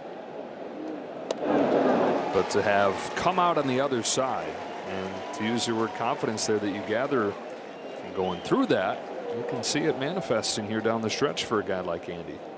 Down on strikes this time, 2 gone in the 6th. Here's Conforto.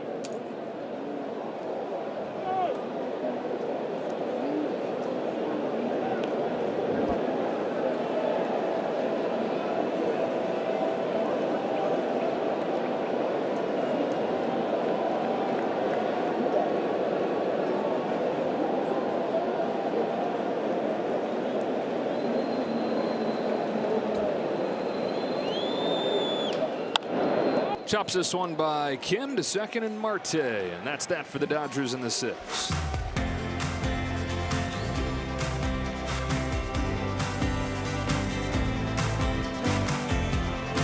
World champion Dodger baseball on Sportsnet LA is brought to you by your local Kia dealers. Visit kia.com to discover movement that inspires. 5 more scoreless innings for Yoshinobu Yamamoto. Puts his ERA for the year at 2.50, which is the second best ERA for a Japanese-born starting pitcher since Nomo arrived in 1995. And it's top 5 in the major leagues this year. Skeen, Skubal, Brown, the only guys with better ERAs. And the only native of Japan with a better ERA in the big leagues, Shohei Ohtani, at a 2.33 in 2022. This season right here for Yamamoto in terms of ERA is a notch better than Nomo's Rookie of the Year campaign in 1995. Nomo had a 2.54 that year, and Yamamoto at 2.50. Putting the finishing touches on his 30th and final start of the regular season. He sits down Carroll on a nasty splitter.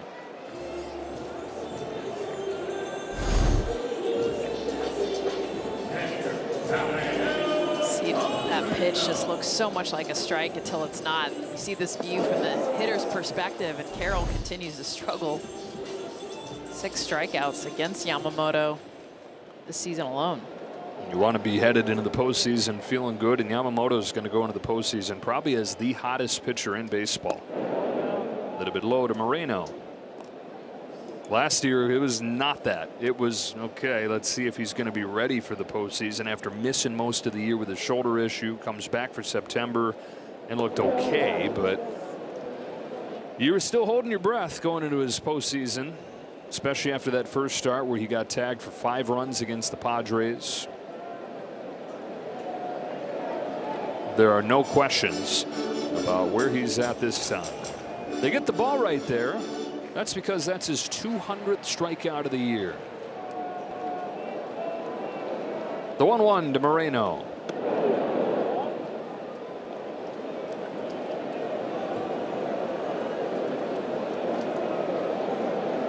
Put a sticker on it.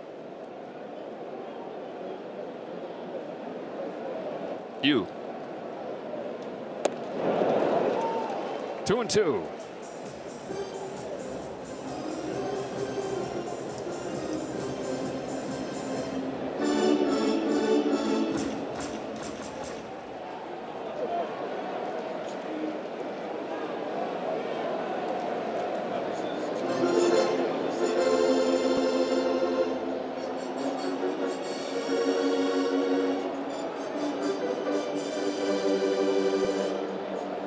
First 200 strikeout season for a Dodger, by the way, since Walker Buehler 4 years ago.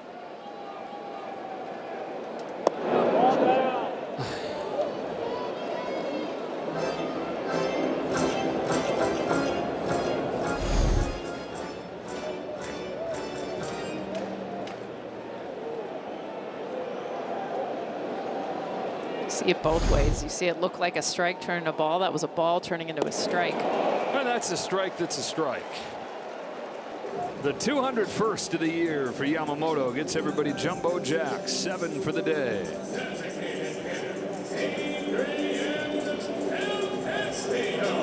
7-2 with a 3 as a rookie. Dave Roberts said the biggest difference from spring training was just the confidence that he seemed to be pitching with. And he started to turn a corner on that. That started at Yankee Stadium midway through his rookie year. Del Castillo with a base hit into right. Was hurt though soon after that, so he couldn't build on that confidence that he took out of that start. And so started to gather those good feelings again with what he did in the postseason. Carried that into spring training. He's gotten to the point where he knows that he's the guy. You can see a difference. We were just talking about it with Pajes. You know, his rookie year, just kind of swimming, trying to keep afloat, figure things out. There's so much new. Yamamoto looked like that early on last year. And then just when things started to click, he went on the IL, like you mentioned. Just starting this season healthy. But also knowing I've got the stuff that not only can play in the big leagues, but that can dominate in the big leagues. I'd be surprised if he doesn't get a Cy Young before he's done with his career, how dominant his stuff is. And we talk a lot about the fastball, splitter, curveball, but of his 6 pitches, I mean, he doesn't really go over 25% as far as put away. He can go to any one of those 6 to get guys out.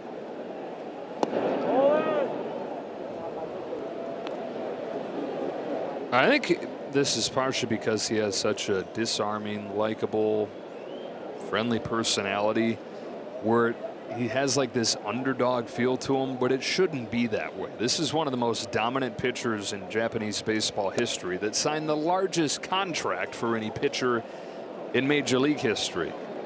He's thriving. He's doing what he is being paid to do and what the expectations were that he would do. That's why they gave him the contract that they did.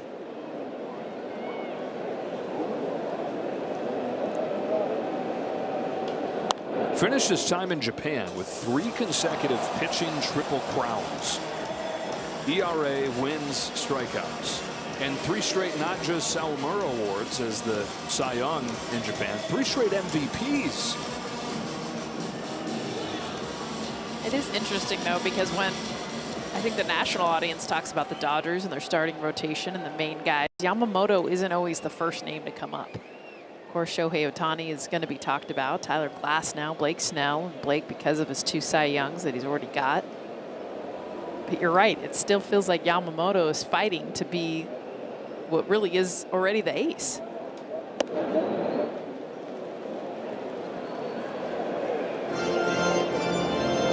He's probably just fine with that. Yeah, I mean, it's a label. The expectation is on so many other players on this team. Here's his 3-2. Fly ball, center field. Pajes drifts back and puts it away. And Yamamoto caps off his regular season with 6 scoreless innings.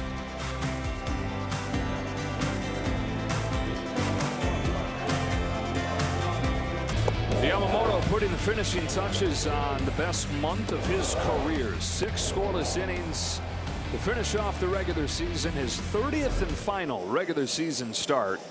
Postseason ready would be an understatement. I love that Ohtani's even getting in the action. The congratulations, whole party over there. Just the stuff that he's had and the consistency. I mean, that's the biggest thing. 30 starts, what he's brought, capitalized. Honestly, putting an exclamation point at the end of his regular season.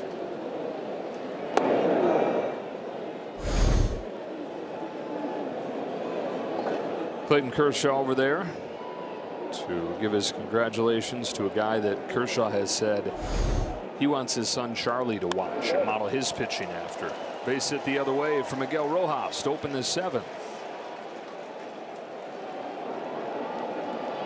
That's the best compliment you can give. You're a dad, you're a parent, anytime you're saying, son, I want you to look at him.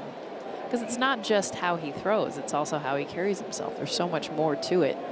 When you're looking at role models and how you want to emulate your game. He's gotten the Dodgers to the brink of a clinch right here. Strike one on Kike Hernandez. Rojas keeps on doing it, by the way. Average above 300 over the last couple months. Got a base hit here. Remember talking to Miguel right at the start of the season. He said that he was coming into the year with a different perspective than he had ever had in the major leagues, thinking, okay, I'm 36. My contract is up at the end of the year. And he said it hit him on the very last day of spring training, walking out to the field. I hope it's not, but there's a chance there's the last time that I make this walk. This is it.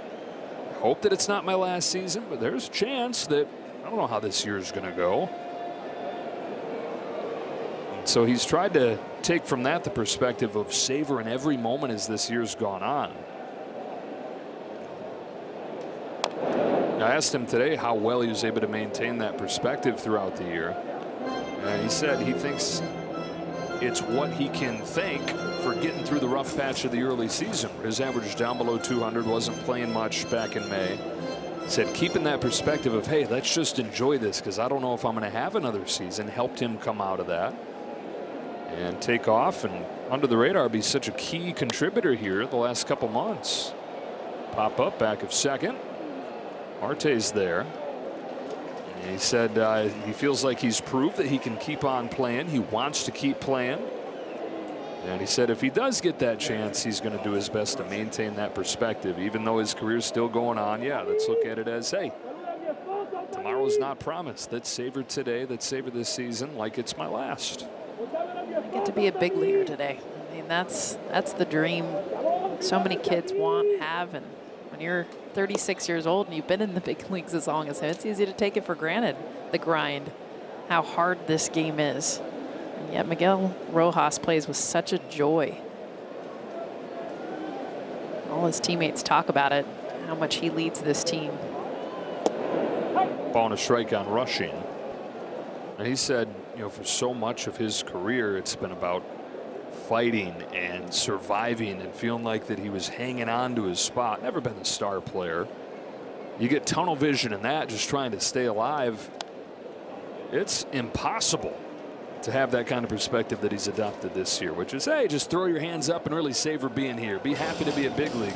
No, you've got to protect your right to be a big leaguer until you can cross that threshold and get to the point that he's gotten as a veteran who's solidified his spot, has earned the right to throw his hands up and enjoy it more.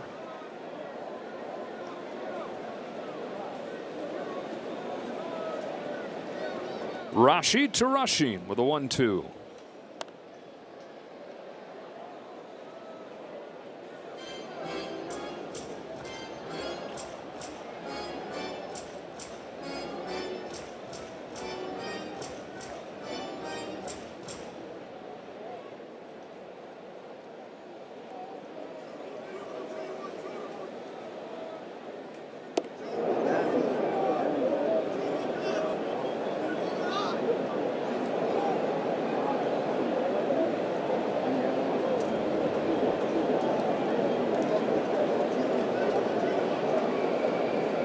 Two balls, two strikes. Rushing takes one just off of the inside.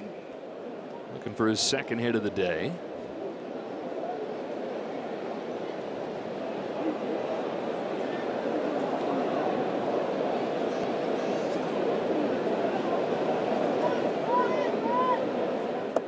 Down swinging here. Two gone in the seventh.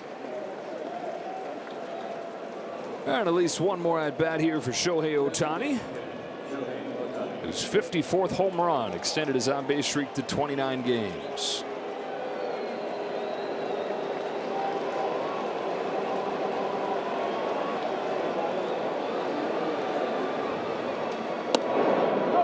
Took a strike.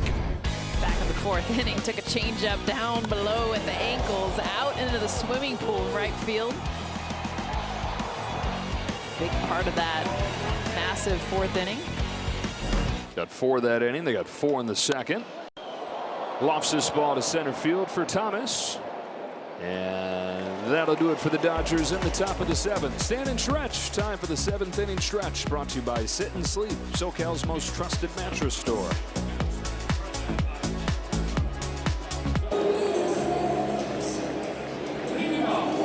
Four in the 2nd, 4 in the 4th. 8-0 Dodgers as they try to clinch the division.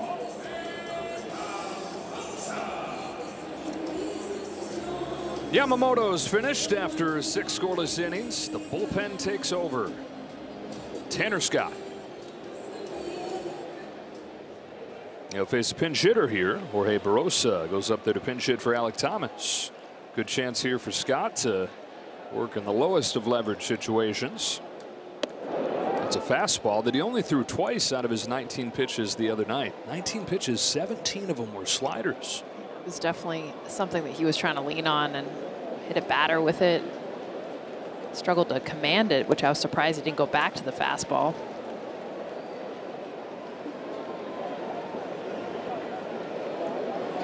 Especially because that has been the pitch that sets up everything else for him.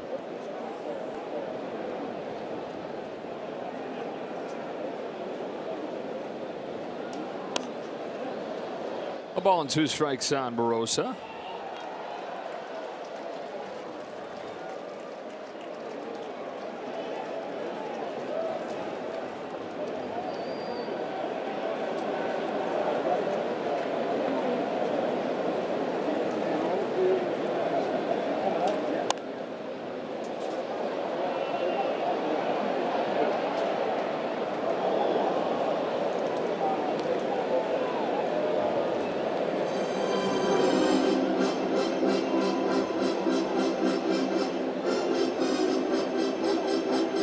Consecutive nights too leading into this game where tight game, bullpen stressed. It'll feel good for this group just to be able to get some innings, be able to work on things in game.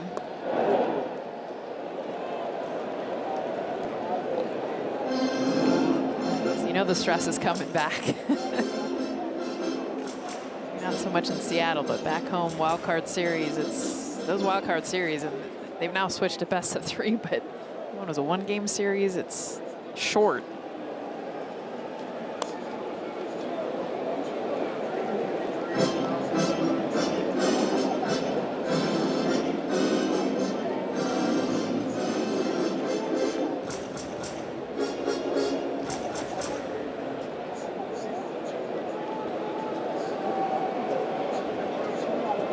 Two from Scott to Barosa as popped foul. Battle continues.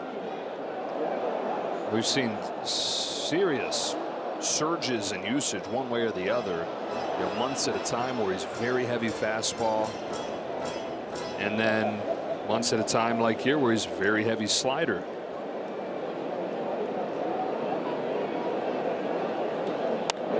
In June it was 63% fastball, 37% slider, just to give you one extreme example.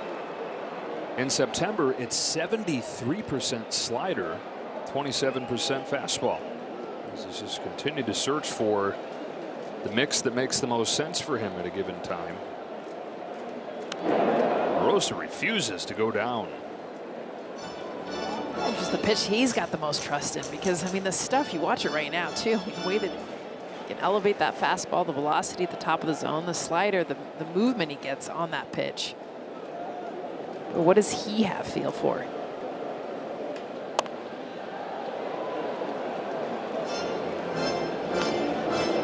Next pitch will be the 11th to the pesky Barosa. You gonna get to the big leagues at 5'7", $150 without being pesky.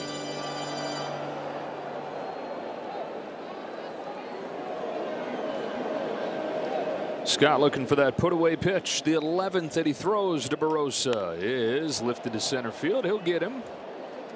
Pages for the first out.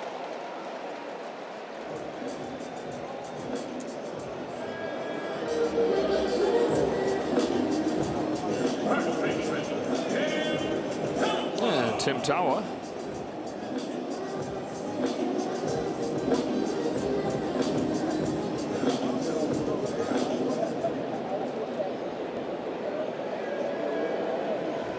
30-year-old from Ohio delivers and gets a swing and a miss. 8 major league seasons for Tanner Scott from the Orioles. Some really bad teams there where he was still trying to figure it out. They sent him to Miami. Miami to the Padres. The Dodgers this offseason, the biggest free agent deal that any reliever signed across the majors this offseason. Dodgers hoping he can tap back into what he was last year, really all season when he had a 174, and then like they saw up close in the division series, 4 games where he didn't give up a run. He was the Ohtani neutralizer for the Padres. Faced him all 4 times, struck him out all 4 times. That was Tanner Scott last year. And that was no huge shock. That tells you how good he was all year. Strikes out Tawa here. 2 gone in the 7th.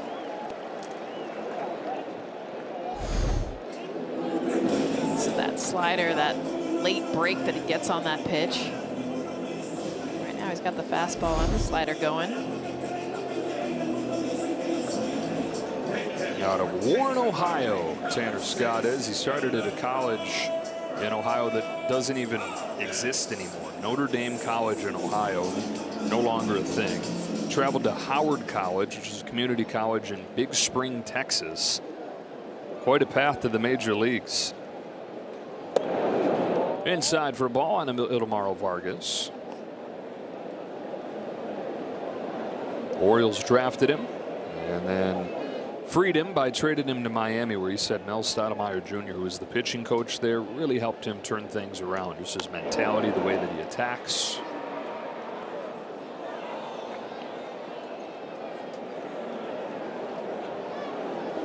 Always had stuff. Big change is that he started commanding it better when he got to Miami with that mindset shift. I got good enough stuff to come after guys.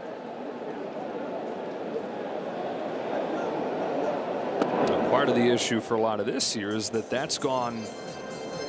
Too much of anything is often not a good thing. Almost too many strikes at times where you knew you were going to get something to hit and guys are making him pay for it.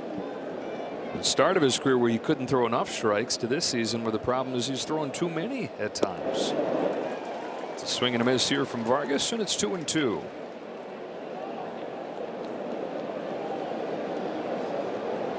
I think understanding the difference of the guys you can attack middle. I mean, that last pitch to Vargas, middle 97. I mean, that's all day long. Stay in the zone. No need to try to tinker. And then you're going to get the big hitters, the big dogs, coming in for the last 3 outs to close out a game. That's when you want the chase. Down to third for Miguel Rojas. A 1-2-3 inning for Tanner Scott, and the Dodgers 6 outs away from a party.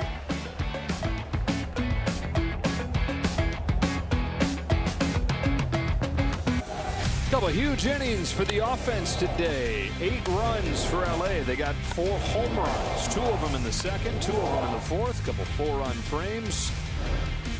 Mookie Betts starts the top of the 8th and takes the ball from Rashi. Most runs the Dodgers have scored since double digits back-to-back games in San Francisco about a week and a half ago.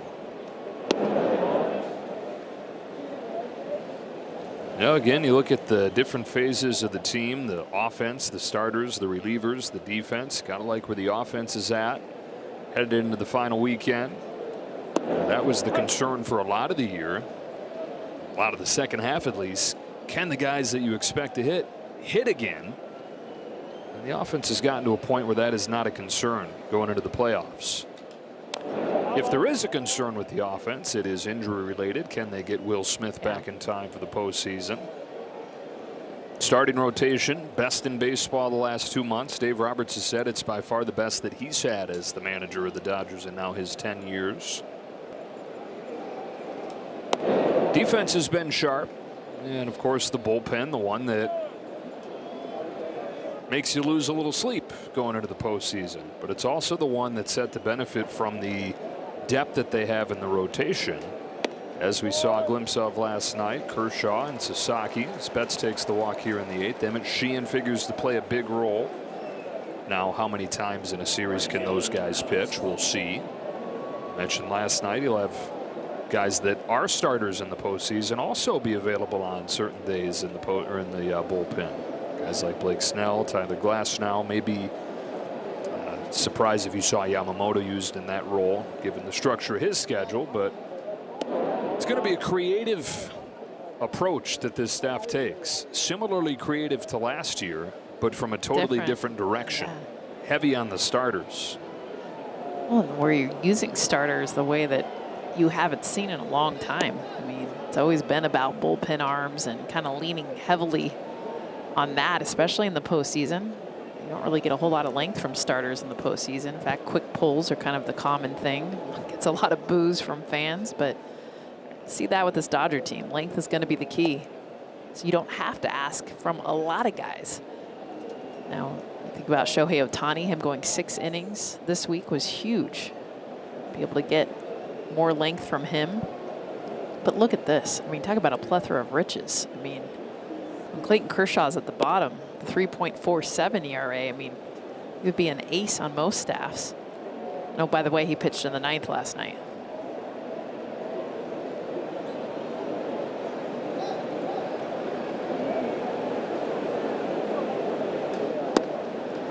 Strike on call. It's 3-2. 6 of the last 7 World Series champs have gotten at least 40% of their innings from relievers.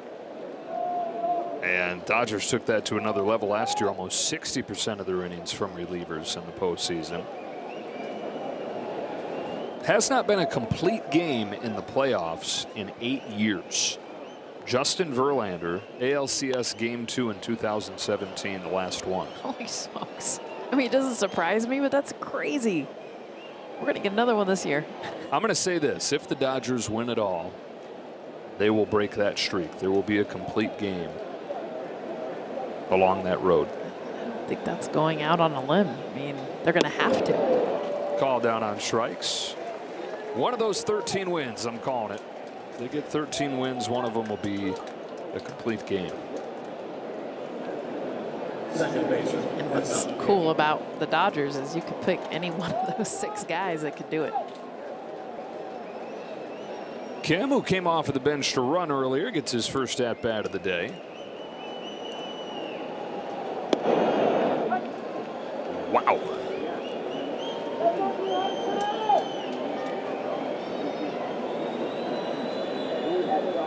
Hassan was a key player for this team certain stretches this year. They gave him a jolt when he came up in May.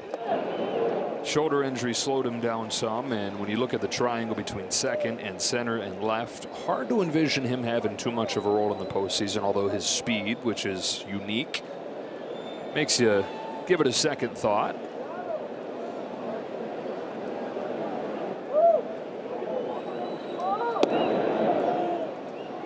Especially because you think about, and we've seen it with this Diamondbacks team, but you're going to want some hitters mixed in along with the power to be able to just put the ball in play, make things happen, challenge a defense. Sung Kim so good at being able to put the ball in different places, make contact. Something that you don't really think about over the course of 162, but comes into play big time when you're just trying to find runs against some of the best pitching that you're going to face. Limited ABs here down the stretch for Kim. He's got just 1 hit in September. And he takes strike 3 here. One benefit, one of the many benefits that Shohei Ohtani brings is that it allows you to bring another position player. The way that he's classified as a two-way guy. It's a bit of a loophole around the limits in number of pitchers that you can carry.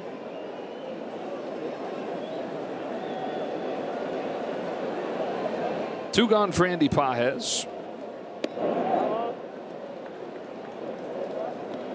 if they could just change the rules so that you could stay in the game as a batter, come in out of the bullpen.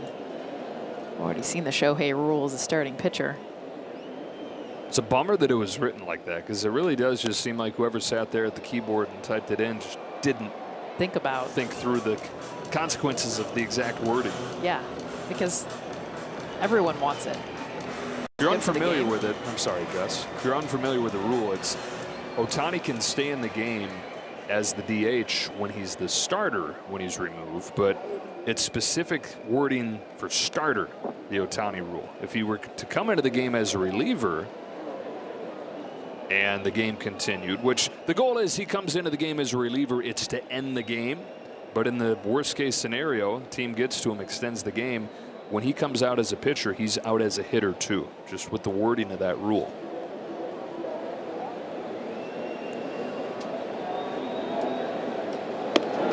Pages down swinging, and this game goes to the bottom of the 8th. The preparations beginning in the Dodger clubhouse. The plastic is out, so are the bubbles.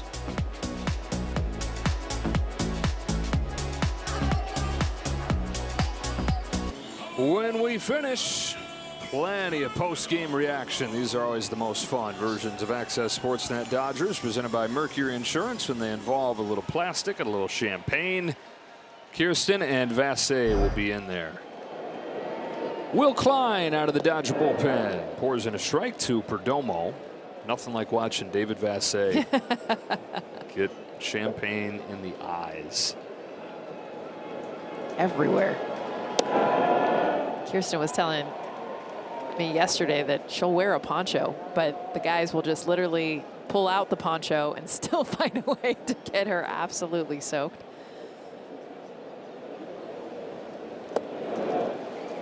Ball and 2 strikes. Well, guys, I can tell you I am ready. I have got my base layer on underneath my dress. I've got my water shoes on. So please, no judgment if you happen to see my feet on the field during this post-game interview. I just have to be prepared so I can run in there, because it's not safe in there. It's not safe. Hey, it's a good problem to have that you know exactly how to prepare for it, because this has become an annual tradition for this team, trying to make it happen for the 12th time in 13 years. So swing and a miss and a strikeout for Klein to open this 8th. Kirsten, the only person with water shoes in the state of Arizona right now, as it's over 100 degrees today. But I'm all in. It's the hardest thing to do. The 162 game grind. Come out on top of that. And yeah, there's more variance in the postseason, but to win that ride, not to be taken for granted. Scoots by the right fielder call, and Ketel Marte will scoot into second.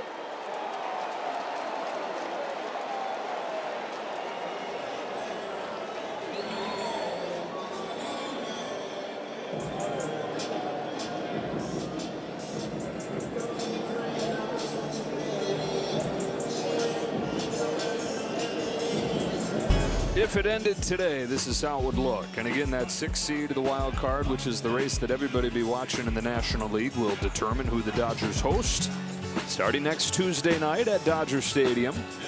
Will it be the Mets? Will it be the Reds, who've put the pressure on with a win today over the Pirates?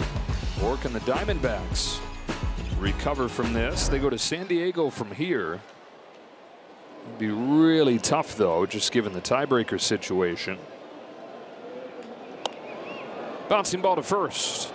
Carroll's retired as Hernandez takes it himself. Yeah, last night really felt like that was the biggest opportunity. The Reds losing, the Mets losing, the Diamondbacks came back to tie the Dodgers and had so many opportunities to be able to take the lead, and you could kind of see the entire season falling on what ended up being a huge loss for them. As you take a look at how close that last spot is.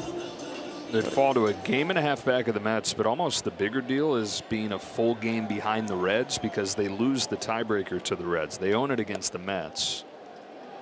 The Mets will play later today against the Cubs. There's still a chance, as long as there's games left and your number has not been excluded. It's this Diamondbacks team too. There's no expectation. They're just enjoying the fact that they do get to scoreboard watch. They do get to play competitive ball this late in the season. Because when they traded away what felt like their entire team, that was not how they planned this part of the season to be. 2-0 to Moreno is swung on and missed. 100 from Klein. Dave Robertson, his 10th year. This will be his 9th division crown. 2021 Giants, the only thing keeping it from being 10 in a row. 13 in a row.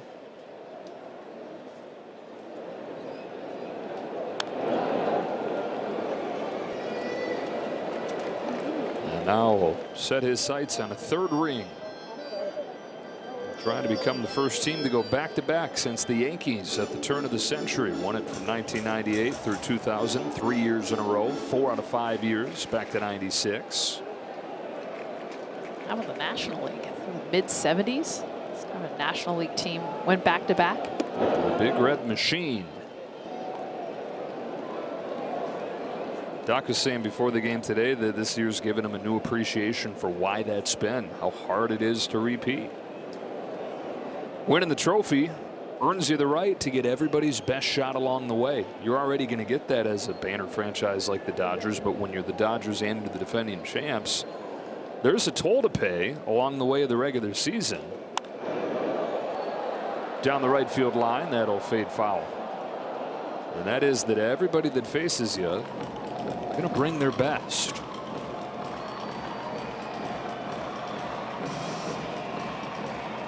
You always hear from teams that have won it coming back the next year, just the exhaustion, the fact that you empty the tank basically into November the year before and you come back the next year, and with that level of expectation, feels like you had a week off. Klein strikes out Moreno, and on to the ninth we go.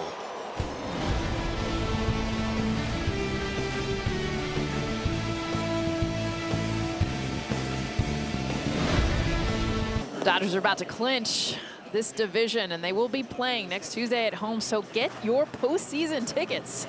They're available at Dodgers.com/postseason. First, we just had a shot of the cold beer there, the cold Budweiser in the middle, and then they rolled in the expensive stuff. Flanking the king of beers. A couple huge innings in this game with 4 home runs. 4 is the number today. 4 home runs, 4 in the second, 4 in the fourth. In terms of the runs scored, an 8-0 lead for the Dodgers. All smiles. Nice to be able to enjoy a day like this and not have it be a white knuckle ride on the way to the celebration. Come up for air. They've needed it. It's been a lot of close games. The last 3 blown saves, everything that we talked about, the positives, the negatives, but just not being able to really breathe, and now they can. Exhale. Freddie looks like somebody who needed a breath. He looks like he's already ready. How much fun it's been for the offense, too. 10 guys have come to the plate. All 10 have reached. 9 of 10 have hits. It's like everyone gets to contribute, be a part of it. Feel like, okay, I remember the day that we clinched the division. I helped. And no matter how many times you do it, any of these guys you ask, they tell you, no, you do not take this for granted. Yeah, people say that the division is a formality for the Dodgers. That's part of the reason why it becomes a tight race when it looks like it could be a team that wins 100-some games. Juggling a catch there by Perdomo. But to lose sight of how special it is to win a division is to ignore how valuable the journey is. Right? If you're just focused on the very end of it, that's losing the picture of what makes baseball special. And that is the grind of a 162-game season. And to earn the right to call yourself a champion of that, you can't just skip past that and focus on the very end of the trip. That's why I always hated when coaches were like, hey, you know, let's just move on. There's a bigger goal here. Yeah, we can have a moment, but no, it should be more than a moment. This is too long of a season. Not have the champagne, the celebration. And enjoy this plane flight up to Seattle. I mean, have some fun. Have a moment to really clinch division. Yes, this happens in LA a lot. 12 of the last 13, but for some of these players, it's the first time, and for some, it's the last. Sometimes it's better to journey than to have arrived. Swing and a miss by Rojas. 2 gone in the top of the 9th.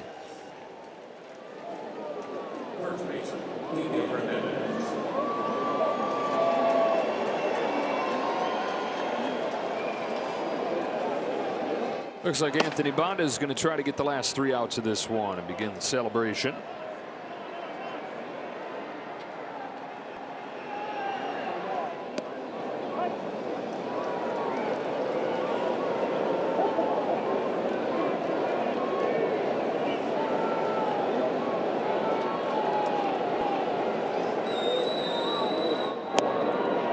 Dodgers won the division last year by 5 games.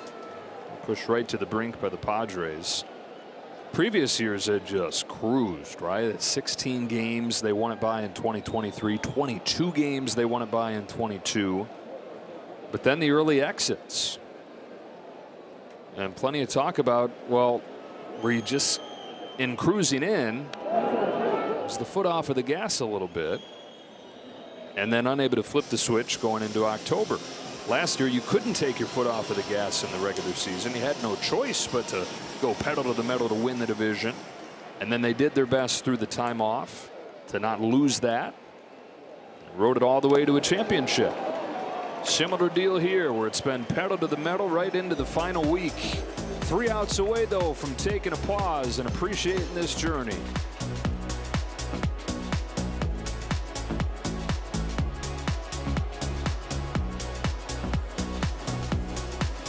Thank God they don't have to travel all this stuff up to Seattle. That'd be high priced baggage fees there on Air Dodger.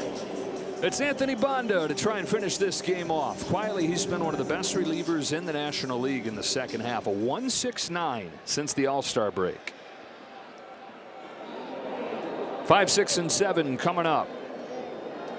Strike one from Banda.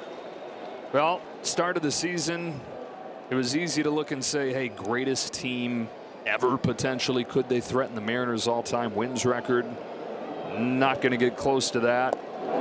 But that team that set the all-time wins record in Seattle, what are they remembered for? Losing. Losing in the postseason. And so they're about to check a box that you've got to check along the journey to get to where you hope you're going. And it was not easy. Del Castillo goes around for the first out of the 9th. Rarely is it easy in any baseball season for any team, even for a team that people look at and say talent-wise could be one of the best ever. It's a long season. There's ups, there's downs. Dave Roberts was saying today that's when you learn about people, when you go through those downs. And there have been a lot of chances to learn about the people that he has, the people behind the players. And he likes what he's learned. Yeah, this hasn't been the smoothest journey, but he said, I love this team. That for part of the season had the hitters carry him while the pitchers struggled. And then in the second half of the season had the starting pitchers step up while the hitters struggled. That's how a season goes. You just hope that it all comes together at the right time. And looking ahead to October, as good of a spot as they've been in collectively, and again, we've talked about it, the bullpen, the big concern, but the other phase is the arrow pointing where you'd hope it would be at this point. I think last night was such a big indication of that. Because, Joe, we've seen, yes, the leads be given up, and yes, the offense was great, starting pitching was great, but the fight, and honestly changes. I mean, some differences in the bullpen that give you hope of this is not going to look like what it's looked like the last month.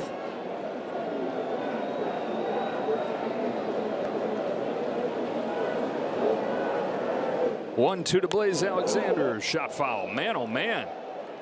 A couple BBs peppered over there to the guys. They're like, we just want to celebrate. You keep scaring us over here.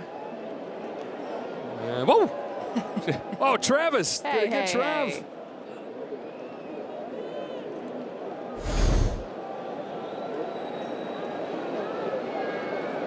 1-2 again from Anthony Banda. On the outside corner, 2 gone in the 9th.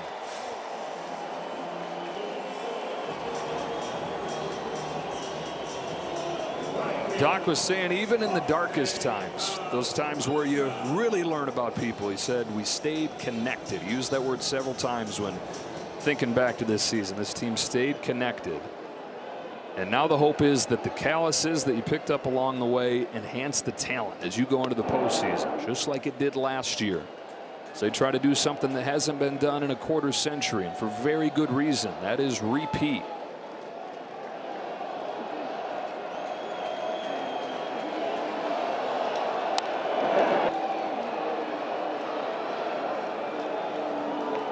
About to win the division.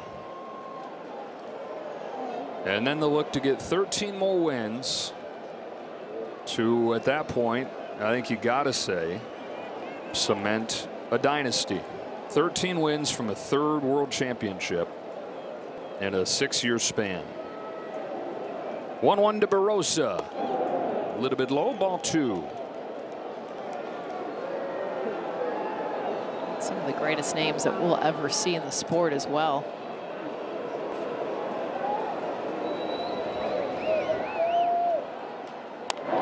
Ground ball to third, over to first. 12 times in 13 years, the Dodgers have won the West.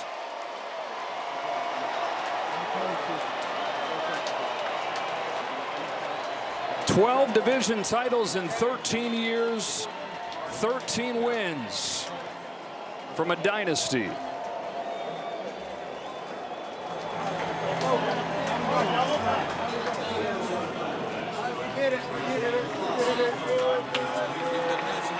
Everybody contributed in this clinching win. The offense explosive with 4 home runs. The ace with 6 scoreless innings. And then the bullpen 3 shutout innings to preserve a shutout win for the clinching win. See all the smiles and know that everyone, especially within this series, I mean, it was up and down postseason feel the last 2 games. So for them, Joe, to sit back in this one, win it by 8 runs, another shutout win, the 10th shutout of the season, 3rd in their last 14 games, is just a good exclamation point to be able to win the division with this kind of win.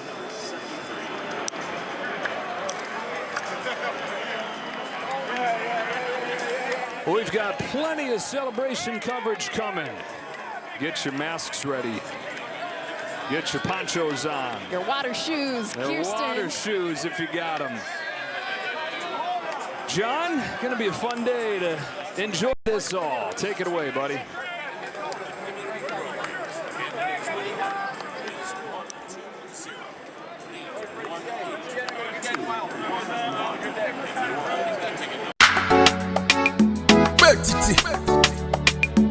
God bless you.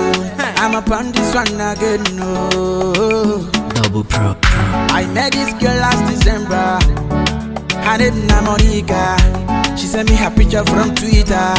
She dey always wear short Nika tie. Monica too fine, no, but Monica too like money. I spend money for Monica. She still the follow. She still the waka. See Monica with trendy boy. I see Monica with the pro. I see Monica with Tomo Healer. GC, now waiting this up. God forbid Monica. Monica no be wife for material. Too much money for Monica. I buy many things for Monica. Yeah. School fees for your brother. Christmas clothes for your sister. Plenty wrapper for your mother. I buy your father Okada tie. She still the waka. She still the follow. God forbid Monica. Monica no be wife material. If you get money, Monica go stay with you. If you not go get money, Monica fit stay with you. Monica, follow. If you get big things, she swallow. If you don't get, borrow. Monica don't take for Kalika, fi shame you. If you're today, no be the same you. Why can't they love the same you? Monica, when I see for Facebook, Monica go far away. Monica, they will start day. Fuck me, I go away. When tell me I like it. Just you can't spend money. Monica want come party. If you no come concert, Monica no be dirty. She like dirties. Come to my place, she go run, come.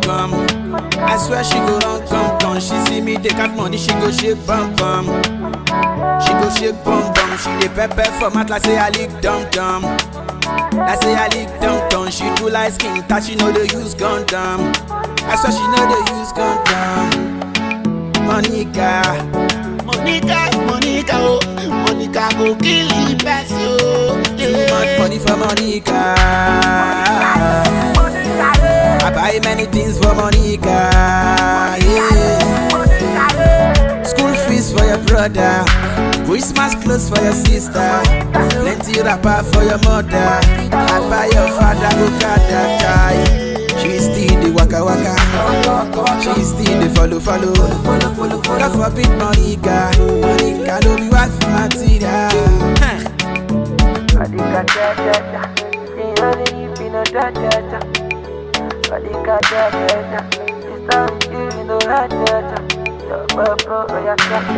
It's